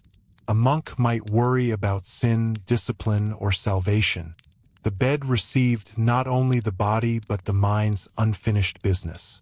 Medieval people had fewer private spaces for thought, so the night could become the hour when worries grew loud. In a crowded room, the mind might still be alone. A person could lie inches from another sleeper and feel the weight of a debt, a grief, a confession, a failed crop, a marriage arrangement, a sick child, or a journey ahead. The historical record preserves laws, accounts, sermons, and inventories more easily than these quiet thoughts. But poor sleep often lives exactly there, in the part of history that documents rarely name. Dreams could carry these anxieties into symbolic form. A worried merchant might dream of loss. A grieving parent might dream of the dead. A monk might dream of temptation. A hungry laborer might dream of food. Medieval interpretations could give such dreams moral, medical, or spiritual meaning. But even without interpretation, a dream could disturb the body. Waking in darkness from a troubling dream with no electric light, no private bathroom, no modern reassurance, and perhaps no one awake to speak to, could make the night feel very long. And yet people developed habits for returning to sleep. They might turn toward warmth, murmur a prayer, adjust a blanket, listen for familiar sounds, touch a charm or devotional object, drink, tend the fire, or wait. Waiting itself was part of pre-modern life. Without instant light, entertainment, or medication, wakefulness could not always be defeated. It had to be inhabited. The person lay there, breathing in a room that smelled of smoke and wool, listening as the night slowly moved. This patience did not mean peace. It meant adaptation. Medieval people adapted to segmented sleep, to seasonal light, to household noise, to shared beds, to unpredictable warmth. They were not biologically different from us in their need for recovery, but culturally and materially, they were trained to expect less control. That expectation may have made some disruptions less alarming than they would be today, but it could not erase exhaustion. The more we look at the materials of sleep, the more we see that medieval rest was made by constant compromise. Straw was affordable but rough. Wool was warm but heavy. Linen was clean but labor-intensive. Fire was comforting but smoky and dangerous. Shared beds were warm but disruptive. Bed curtains were protective but close. Animals were valuable but noisy. Herbs could freshen a room but not purify it completely. Every solution had a shadow. That shadow was often carried by the people responsible for household care. Someone had to notice when straw smelled sour, when blankets needed airing, when vermin were spreading, when embers were unsafe, when water was low, when a child needed warmth, when an older person needed help, when a guest required bedding, when clothing had not dried. In many homes, these tasks fell heavily on women, servants, and lower-status household members. The comfort of sleep depended on invisible management, and invisible management is one of the easiest forms of labor for history to overlook. A well-run household could improve sleep significantly. Cleaned bedding, fresh rushes, controlled fire, repaired shutters, organized storage, managed animals, and steady routines all mattered. But a well-run household required resources and time. Poverty made maintenance harder. Illness disrupted routines. Bad weather overwhelmed repairs. Crowding strained everything. A household could know what needed doing and still lack the means to do it. This brings us to one of the most important hidden reasons medieval people slept badly. Not because they lacked all knowledge of comfort, but because comfort was expensive in time, labor, fuel, cloth, space, and security. A quiet room required space. Warmth required fuel. Clean bedding required textiles, water, and drying conditions. Pest control required repeated labor. Privacy required architecture. Safety required locks, neighbors, rules, and luck. Sleep quality was a material privilege. Even silence had a cost. The wealthier could place themselves farther from animals. Street noise, apprentices, servants, and the hearth's worst smoke. They could sleep in upper chambers, behind doors, within curtains, on raised beds. But many could not. A poorer family might have no spare room, no extra bedding, no way to isolate a sick child, no way to move animals farther away, no way to replace damp straw immediately, no way to command the house into silence. Their night was crowded because their life was crowded. The irony is that medieval people often understood this perfectly without naming it in modern terms. They knew a good bed mattered. They knew clean linen mattered. They knew warmth mattered. They knew being left in peace mattered. Wills, household accounts, medical advice, and moral writings all reveal concern for beds, coverings, sleep, health, and order. The past was not blind to comfort. It simply lived under limits, and those limits followed people beyond the home. A pilgrim might long for the familiar discomfort of their own bed after sleeping among strangers. A servant hired into a new household might discover that the bedding was poorer, the room colder, or the master more demanding than expected. An apprentice might learn that trade training included not only work but years of sleeping under another family's roof. A bride might move into a household where every night felt different because the sleeping arrangements, sounds, smells, and obligations had changed. Sleep marked transitions in life. Marriage, service, apprenticeship, monastic entry, widowhood, travel, illness, and poverty could all change where and how a person slept. To enter a new social position was often to enter a new night. The young person leaving home did not only learn new work, they learned new walls, new noises, new people breathing nearby. A monk entering a monastery did not only adopt new prayers, he adopted a schedule that cut into sleep. A soldier on campaign did not only face battle, he faced months of uncertain rest. The medieval life course can be traced through changing beds. Children learned sleep within this world from the beginning. They learned to share space, to hear animals, to wake with household rhythms, to fear some sounds and ignore others, to sleep through smoke or bells or movement when they could. What feels impossible to modern imagination may have felt ordinary to them because it began early. But ordinary is not the same as harmless. A child who wakes often may still grow tired.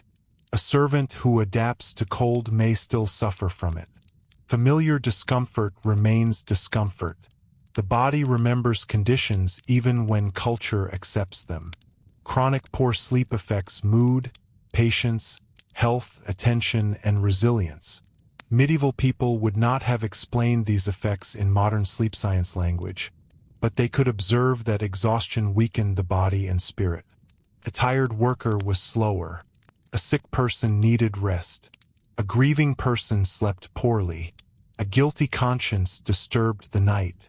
A restless child troubled the household. The connection between sleep and life was visible even without modern terminology. This makes the medieval night a powerful window into ordinary history. Kings, battles, and cathedrals may dominate the grand narrative, but the bed shows how power reached the body. Who had warmth? Who had space? Who had to rise? Who slept near smoke? Who changed the straw? Who heard the animals? Who woke for prayer? Who feared the door?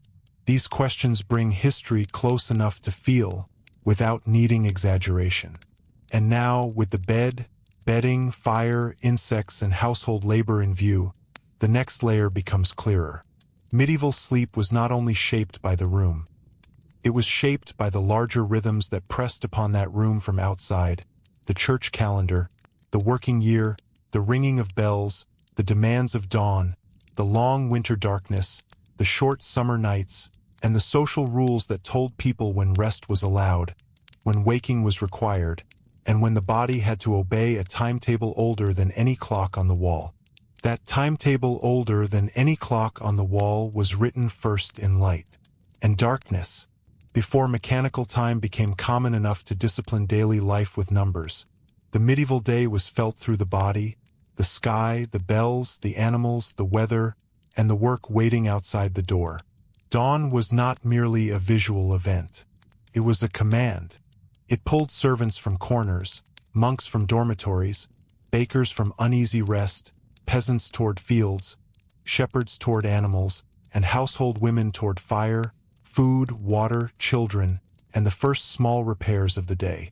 Sleep ended not because the body was satisfied, but because the world began asking for labor again. For many ordinary people, this made the night strangely dependent on the season. In summer, the first light could come early, and with it came work that could not be delayed. Fields, animals, markets, and roads all favored those who moved before heat, crowding, or obligation caught up with them. A person who had gone to bed late because evening tasks had stretched longer than expected might still rise with the light, not because it was healthy, but because daylight was valuable.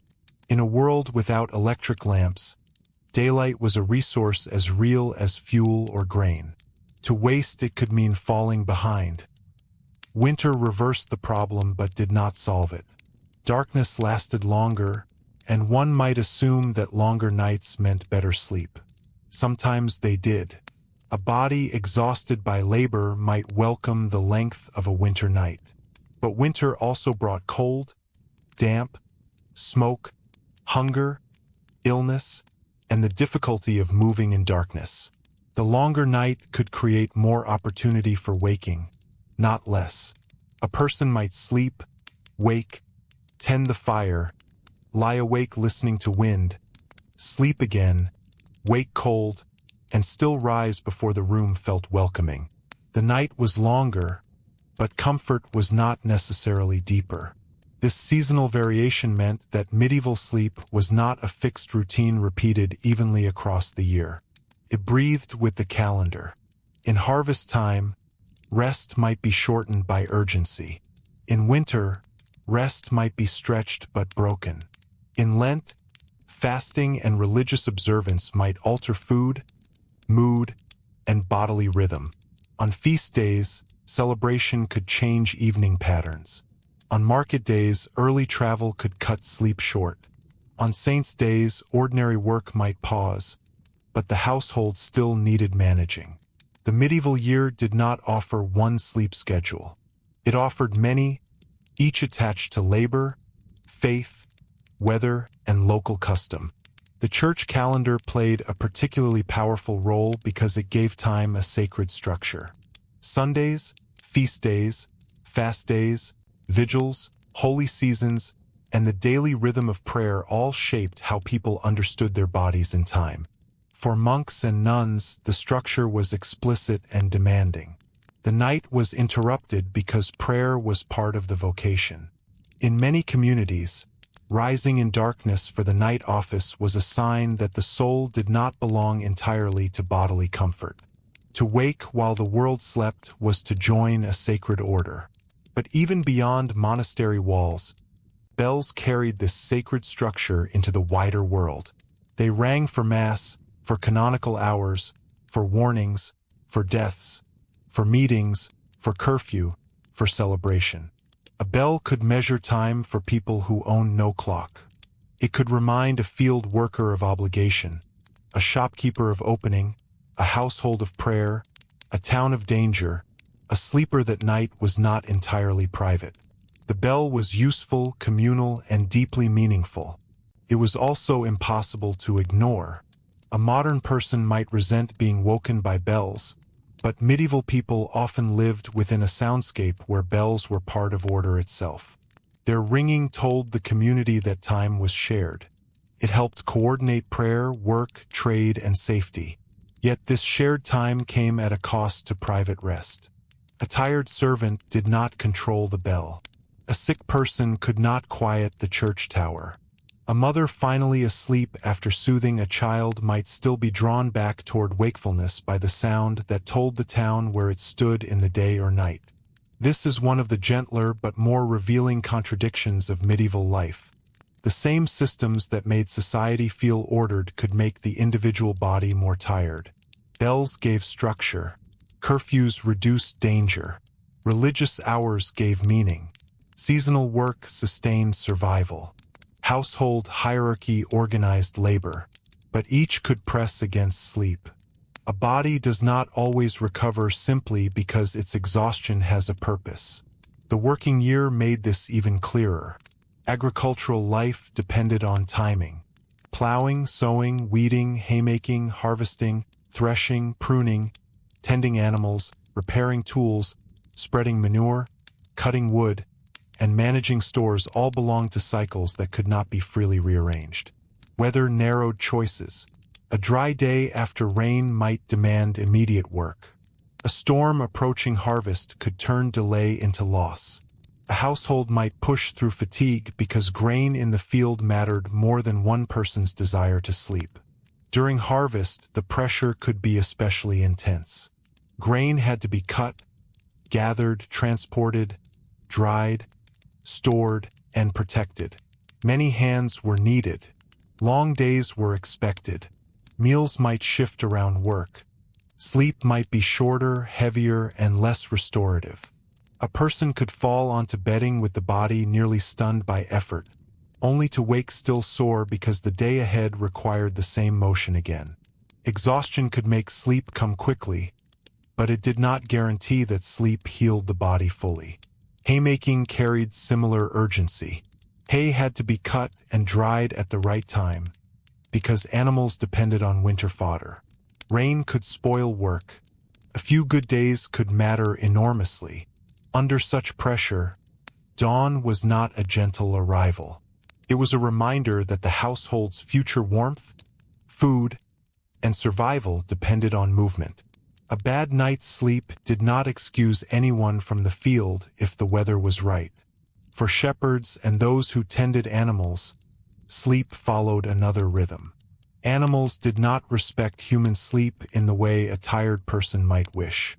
Lambing, illness, predators, theft, weather, wandering, and feeding could all disturb rest.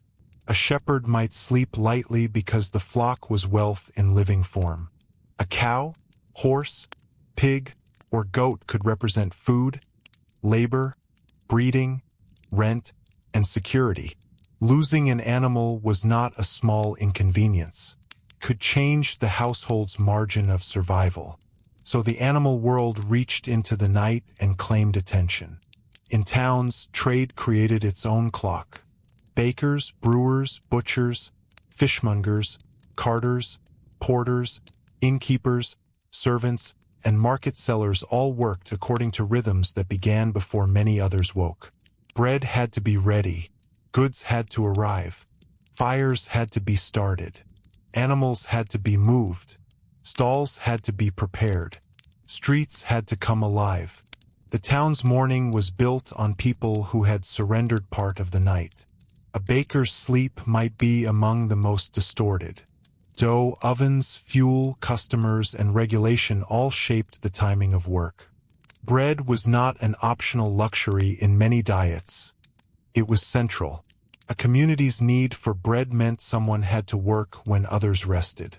This does not mean every baker was miserable every night, but it shows how sleep could be sacrificed to public necessity. The comfort of morning bread rested on someone else's broken hours. The same was true of servants in large households. Before a lord, merchant, cleric, or wealthy family could begin the day in an orderly way, fires had to be lit, rooms opened, water brought, clothing prepared, animals checked, food started, and spaces cleaned. The day of the higher status household member often began after lower status workers had already been awake. This created a hierarchy of mourning. Some people woke to service. Others woke because they were served.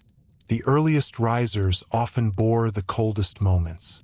Before the hearth was revived, before shutters were opened, before water was warmed, the house could be at its least forgiving. Hands stiffened, feet touched cold surfaces. Breath might be visible in the air. A servant sent to fetch water or fuel before dawn stepped from poor sleep into physical discomfort immediately. To modern viewers, this may sound like a dramatic hardship, but in many households it was simply routine. Routine is important because it prevents us from imagining every difficult thing as an exceptional event. Medieval people often endured discomfort not as crisis, but as repetition. The repeated nature of bad sleep may have made it less visible in records. Chronic tiredness rarely announces itself like a battle or a royal death. It settles into bodies, tempers, prayers, mistakes, and small domestic frictions. It becomes part of the texture of life. The church also shaped the moral meaning of rising early. Idleness was often criticized, and diligence praised. To rise for prayer or labor could be a sign of discipline. Oversleeping, especially if it led to neglected duty, could be seen as weakness, laziness, or moral disorder. This did not mean everyone obeyed perfectly. People have always slept late when they could, resented early duties, and struggled with fatigue. But cultural pressure mattered. Sleep was necessary, yet too much sleep could be morally suspect. This created a tension that still feels familiar. The body needs rest, but society praises those who rise. In medieval life, that praise was often framed through religion, duty, and household order. A good servant rose when needed. A good monk answered the bell. A good laborer appeared in the field. A good housewife began the tasks that sustained the household. Rest was permitted, but only within boundaries drawn by obligation. For monastic communities, the tension was unusually visible. The rule of Saint Benedict and later monastic customs organized life around prayer, work, reading, and restraint. Sleep was regulated. Beds, dormitories, clothing, and waking hours could be governed by rule. The point was not comfort in the modern sense, but spiritual discipline and communal order. A monk's tiredness might be understood as part of the sacrifice of religious life. Yet a monastery also recognized the need for bodily stability. Too little rest could harm devotion. The disciplined life had to manage the body, not simply deny it. Monastic dormitories themselves reveal a different kind of sleep environment. In some communities, monks slept in shared dormitories, sometimes clothed or partially clothed, ready to rise for prayer. The arrangement promoted discipline and supervision. Privacy was limited. The individual sleeper belonged to the community even in rest. A bell or signal could call all bodies upward at once. Sleep was communal, regulated, and spiritually charged. For nuns, similar structures could apply, though practices varied by order and house. Their night, too, could be shaped by prayer, enclosure, discipline, and community life. The modern listener may imagine religious sleep as peaceful because monasteries seem quiet from the outside. But quiet is not the same as uninterrupted. The peace of the cloister could be filled with scheduled waking, cold corridors, shared spaces, and the constant demand to align the body with sacred time.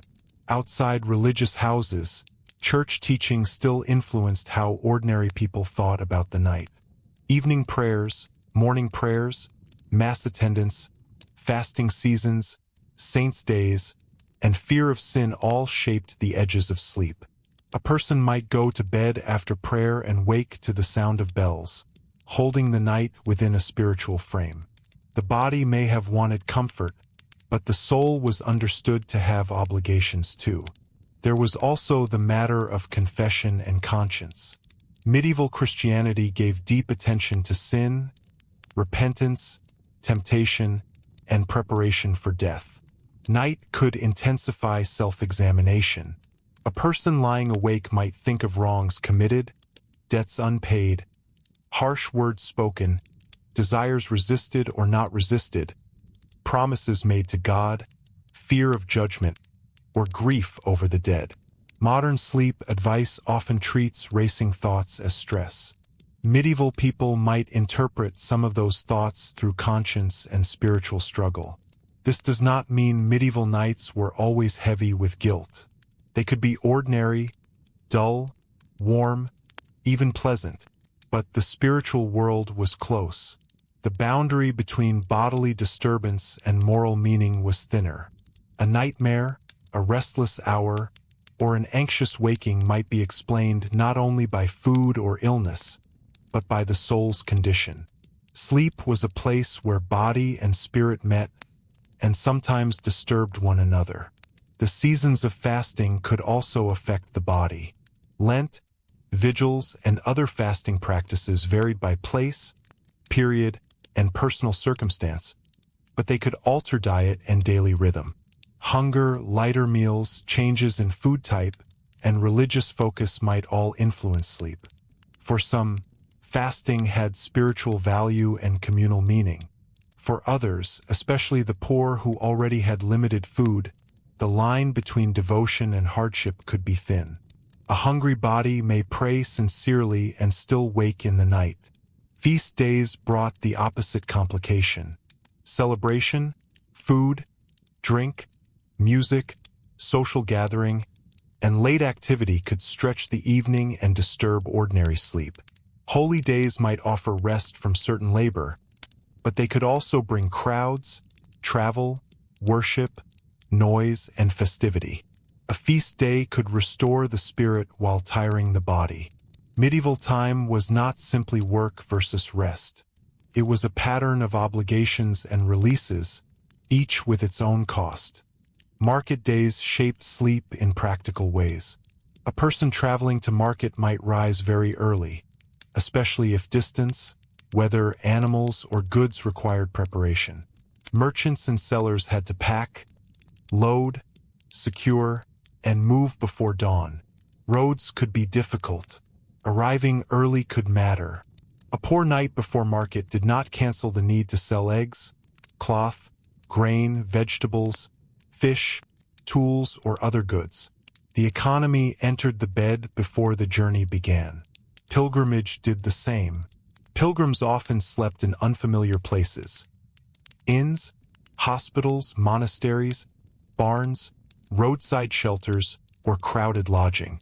Their schedule could be shaped by religious destination, group movement, weather, road safety, and the availability of shelter. Pilgrimage was meaningful, but meaning did not guarantee comfort. A pilgrim might wake sore, cold, and uncertain, then continue because the journey itself was an act of devotion. Here again, broken sleep could be absorbed into a larger purpose.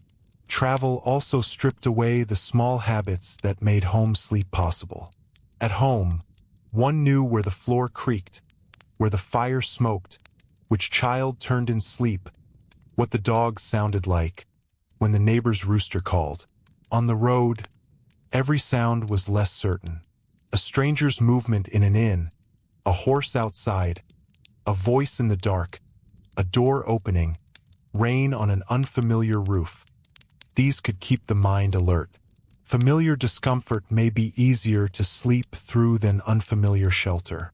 Soldiers and guards lived at another edge of the medieval night. Watch duty existed because sleeping communities were vulnerable. Someone had to remain alert so others could rest. Castles, towns, camps, and armies depended on controlled wakefulness. Guards on walls, watchmen in streets, sentries near camps, and household retainers all occupied the hours when others lay down. Their sleep was broken by design. For a guard, the night could be cold, dull, frightening, or strangely quiet. The task was to notice what others missed. That responsibility changes the mind. A small sound matters. A distant light matters. A movement near a gate matters. When the watch ended and sleep finally came, the body might be chilled and tense. Rest after vigilance is not always immediate. The mind can remain on duty after the duty ends. The existence of watchmen also reminds us that medieval sleep depended on trust in other people. The sleeping town trusted the watch. The sleeping household trusted whoever secured the door. The sleeping army trusted sentries. The sleeping noble trusted guards and servants. The sleeping child trusted adults. Sleep is one of the most vulnerable human acts, and in medieval society vulnerability was managed through community, hierarchy, and custom. When those systems failed, sleep became fear. Curfew rules show this clearly. Covering fires, limiting movement, closing gates, and regulating night activity were attempts to make sleep safer. They reduced the chance of fire, disorder, and crime. But they also remind us that night was seen as dangerous enough to require control. A peaceful night was an achievement of regulation. It did not happen automatically. In towns with walls, gates could close after a certain hour. This affected travelers, traders, laborers, and residents. To be outside the gate at night could mean inconvenience or danger. To be inside meant protection but also confinement. The town became a sleeping organism, closing itself against the dark. Inside, households banked fires, secured doors, and settled into whatever rest they could find. Outside, roads, fields, and forests belonged more fully to uncertainty. Forests and open roads carried their own nighttime meanings. Travelers worried about thieves, animals getting lost, weather, and the absence of shelter. Even if actual danger varied greatly, the imagination of danger mattered. Medieval stories, sermons, and legal records all remind us that movement after dark could be suspicious or risky. A person who slept outdoors or in a rough shelter faced a very different night from someone behind a barred door. The poor and displaced were especially vulnerable. Not everyone had a secure bed. Seasonal workers, beggars, refugees from local conflict, travelers without money, and the extremely poor might sleep wherever shelter could be found.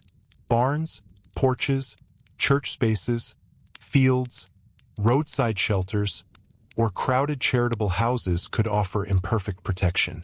Bad sleep at this level was not merely discomfort. It was exposure.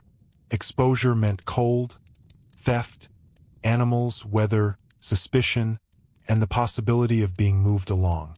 A person sleeping without secure household protection did not only lack a mattress. They lacked the social structure that made sleep safer. The medieval home, however smoky or crowded, was still a shield. To sleep outside that shield was to feel how much rest depends on belonging somewhere. Belonging shaped sleep in more intimate ways too. In a household, one's sleeping place reflected one's place in the social world. The master and mistress, children, servants, apprentices, guests, and kin all had positions. A guest might be honored with better bedding. A servant might be placed near work. An apprentice might sleep where he could be supervised. A child might sleep near parents for warmth and care. These arrangements were practical, but they were also social maps. The nightly arrangement could reveal tensions. Who was given space? Who was crowded? Who had to share? Who was near the hearth? Who was near the door? Who could complain? Who had to accept? The medieval night was full of small hierarchies that rarely appear in grand histories. Yet these details shaped how people actually felt in their bodies. In times of crisis, those hierarchies could shift. Illness might move a sick person closer to warmth. A guest of importance might displace someone else. A birth might reorganize a room. A death might bring watchers to a bedside. A storm might bring animals closer. A festival might fill a household with visitors. Sleep was flexible because households had to be flexible. But flexibility often meant someone slept worse. Death, too, entered the sleeping space. In medieval homes, people often died at home, surrounded by family, clergy, neighbors, or household members. The bed could become a place of final illness, prayer, inheritance, and mourning. After a death, the household's sleep might be disturbed by grief, vigil, arrangements, fear, memory, and religious duty. The same bed that promised rest could become a reminder of mortality. This gave sleep a spiritual seriousness. To go to bed was, in some devotional thinking, to enter a small image of death. The body lying still, the soul vulnerable, the morning uncertain until it came. Prayers before sleep often asked for protection through the night. Modern people may hear such prayers as ritual phrases, but in a world of illness, fire, and real darkness, the request had weight. Waking in the morning could feel like a small restoration. Morning prayers, then, were not only formal piety. They marked survival through darkness. The household that woke, rekindled the fire, heard the bells, and began work again had crossed the night successfully. This does not mean every person consciously felt drama each dawn. Habit softens everything. But beneath habit was a truth medieval people knew well. Night could be dangerous, and waking was not guaranteed. The body carried that knowledge quietly. It may help explain why sleep was surrounded by rituals, rules, prayers, and social structures. People did not simply lie down and vanish into unconsciousness. They prepared the room, the fire, the door, the body, and the soul. The preparation could be brief or elaborate, poor or wealthy, practical or devotional, but it reflected a shared recognition that sleep required protection. At this point, the story begins to widen. Bad medieval sleep was not caused by one villain. It was not just bad mattresses or fleas or cold rooms or church bells or hard work. It was the way all these forces joined together. The body lay at the center of overlapping demands. Nature, labor, religion, household, economy, danger, and belief. When modern viewers ask why medieval people slept so badly, the truest answer is that the night belonged to too many masters. And yet the same world that disturbed sleep also created forms of rest we may no longer understand. The shared warmth of a bed in winter, the reassurance of a familiar bell, the rhythm of prayer in darkness, the deep sleep after physical labor, the silence of fields under stars, the relief of a fire still alive at dawn. These were not trivial comforts. They mattered because they were fragile. Fragile comforts are often the most carefully protected. A blanket kept dry, a good place near the hearth, a clean linen sheet, a quiet corner, a full belly, a safe door, a child breathing steadily, a night without alarms. These could make the difference between misery and rest. Medieval people may not have expected perfect sleep, but they knew when a night had been kind. That kindness, however, remained uneven. The deeper we follow the medieval sleeper, the more we must look at the differences between rich and poor, rural and urban, male and female, young and old, healthy and sick, free and unfree.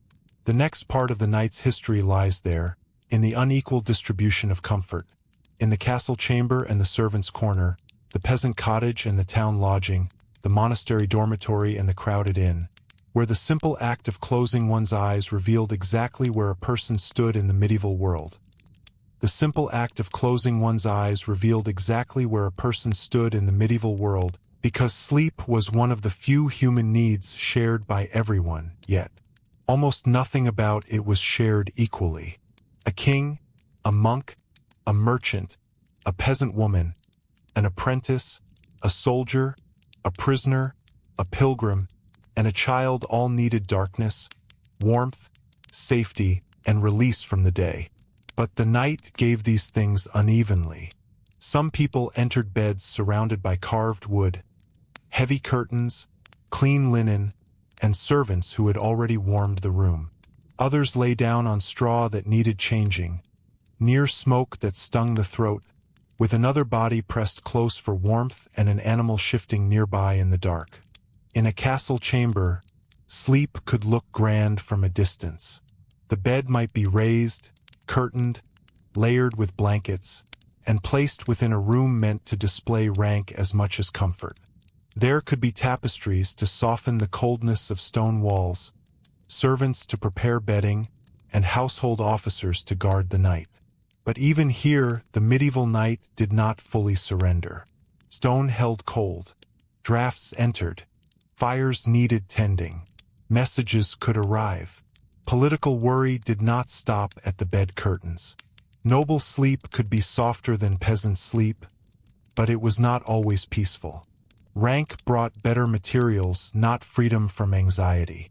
A lord might sleep surrounded by security and still wake to the pressures of inheritance, war, debt, land disputes, royal favor, family alliances, or the loyalty of retainers.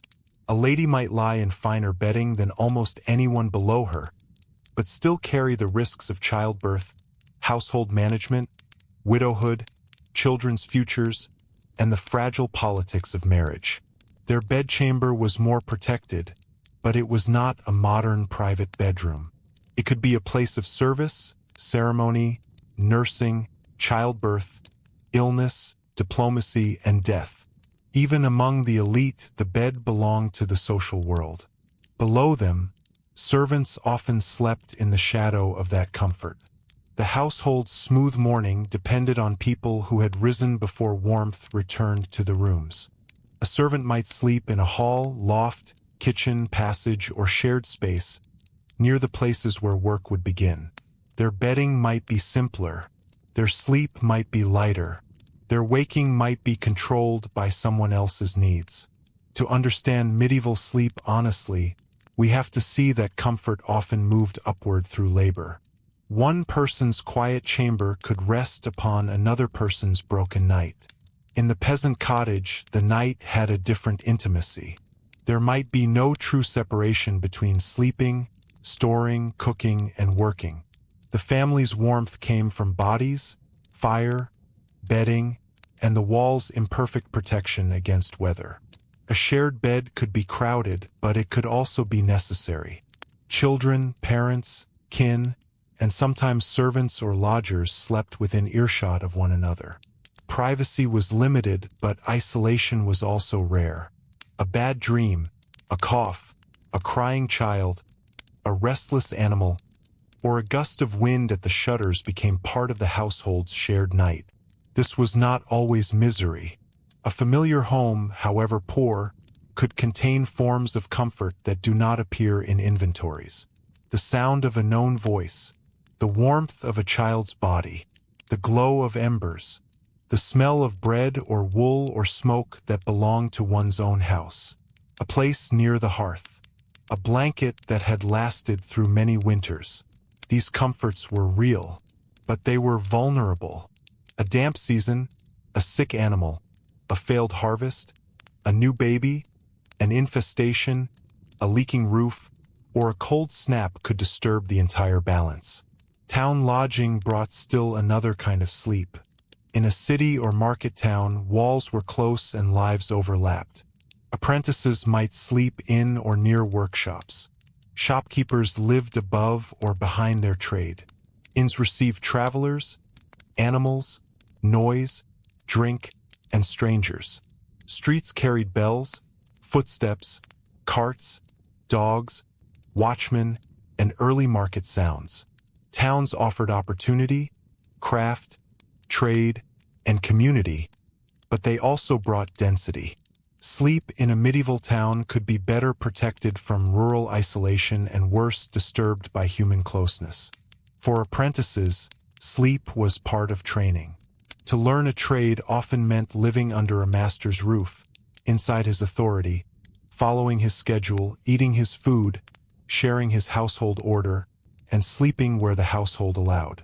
The apprentice's body was being trained as much as his hands.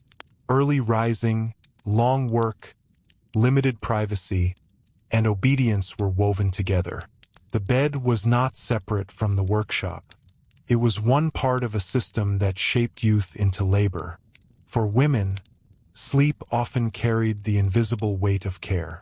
A household might seem at rest, but food still had to be planned, children soothed, bedding watched, sick relatives tended, clothing dried, and mourning prepared. A mother could wake many times before dawn and still be expected to rise into the day's work. A servant girl might sleep lightly because she expected to be called. A widow might lie awake calculating food, rent, kinship obligations, and survival. The medieval night often preserved women's labor by hiding it in darkness. For the sick and elderly, the bed could become less a refuge than a test of endurance. Pain intensifies when the room quiets. Cough grows larger. Cold settles into joints. A fever stretches time. In a world without modern medicine, night could make illness feel more uncertain. Those caring for the sick also lost sleep, listening for changes in breathing, fetching water, adjusting coverings, praying, waiting. In such moments, the household did not sleep as separate individuals. It slept or failed to sleep as a group bound by need. For prisoners and the very poor, the night could fall harshest of all. Bad bedding, cold floors, vermin, fear, chains, hunger, crowding, and lack of control made sleep fragile in the most direct sense. To lack a secure place to sleep was to lack one of the basic shields of life. A poor household might be uncomfortable, but it was still a social shelter. The person without such shelter met the night more exposed, and exposure is one of the oldest enemies of rest. In monasteries, sleep was made unequal in a different way. It was not shaped mainly by wealth, but by discipline. The monk or nun surrendered personal time to sacred order. The bell could interrupt sleep because prayer mattered more than bodily ease. Shared dormitories, night offices, cold corridors, and regulated beds belonged to a life chosen, or sometimes given, to religious structure. To modern viewers, this can seem severe, but within the medieval religious imagination, waking in the night could be meaningful, even beautiful. It was the body's discomfort placed inside a larger hope. Still, the body remained a body. Meaning can soften hardship, but it does not abolish fatigue. The monk who rose in darkness still felt the floor beneath his feet. The nun who woke for prayer still knew cold, sleepiness, and the difficulty of returning to rest. The spiritual life did not remove medieval people from physical reality. It gave physical reality a language. That is one of the final lessons of this history.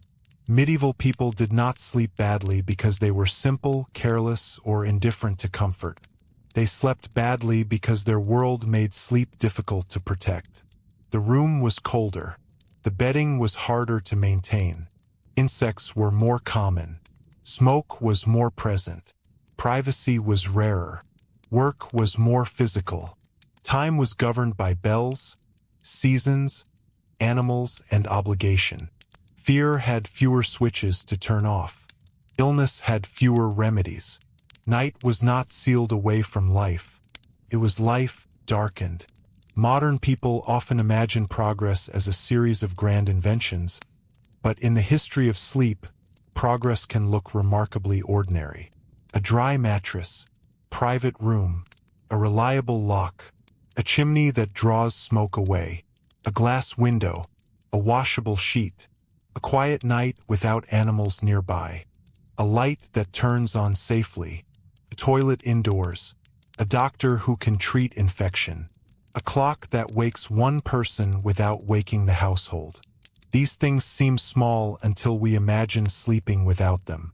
The medieval sleeper lived before many of these protections became common. Yet they were not helpless. They built routines. They used curtains, caps, blankets, herbs, straw, rushes, shared warmth, prayers, rules, bells, and household discipline. They aired bedding when they could. They banked fires. They closed gates. They watched over animals. They arranged bodies around warmth. They woke, waited, prayed, worked, and slept again. Their solutions were imperfect, but often deeply practical. And perhaps that is why their sleep feels so revealing. It shows a world where comfort was never automatic. Every decent night had to be assembled from materials, labor, luck, and care. A clean sheet meant washing. Warmth meant fuel. Safety meant walls, locks, neighbors, watchmen, or prayer. Quiet meant distance from labor and animals, which many people could not afford. Rest was not merely something the body did. It was something the whole household tried to make possible. The phrase medieval people slept badly is true in many ways, but it is too small if we leave it there. Some slept badly because they were poor. Some because they were rich enough to be surrounded by duty. Some because they were religious. Some because they were responsible for others. Some because they traveled. Some because they were ill. Some because their work began before dawn. Some because the weather entered the walls. Some because the bed itself was alive with discomfort. And many slept badly because several of these things happened at once. But they also slept under stars we rarely see now. They slept to the rhythm of bells that gave time a sacred shape. They slept close to family, close to fire, close to animals, close to the seasons, close to fear, and close to one another.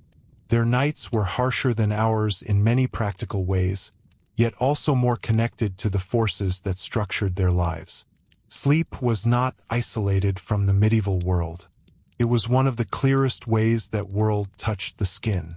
By morning, whether the night had been kind or cruel, the day returned. The fire was stirred. The shutters opened. Animals called. Bells rang. Bread was prepared. Fields waited. Markets gathered. Monks prayed. Servants moved. Children woke.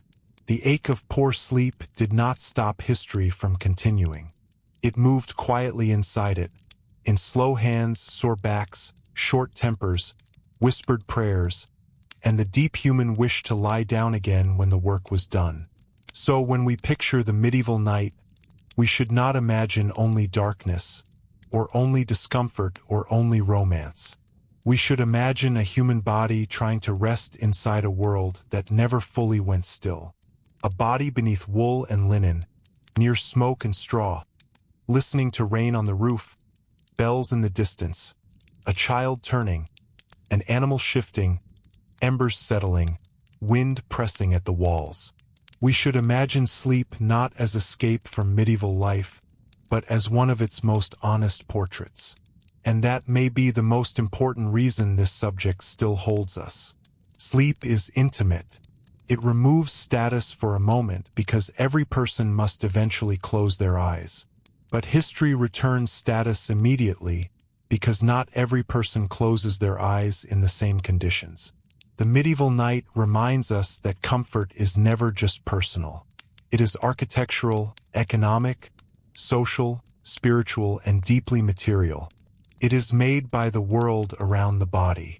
If one detail from this history stays with you, let it be this: medieval people did not fail at sleep.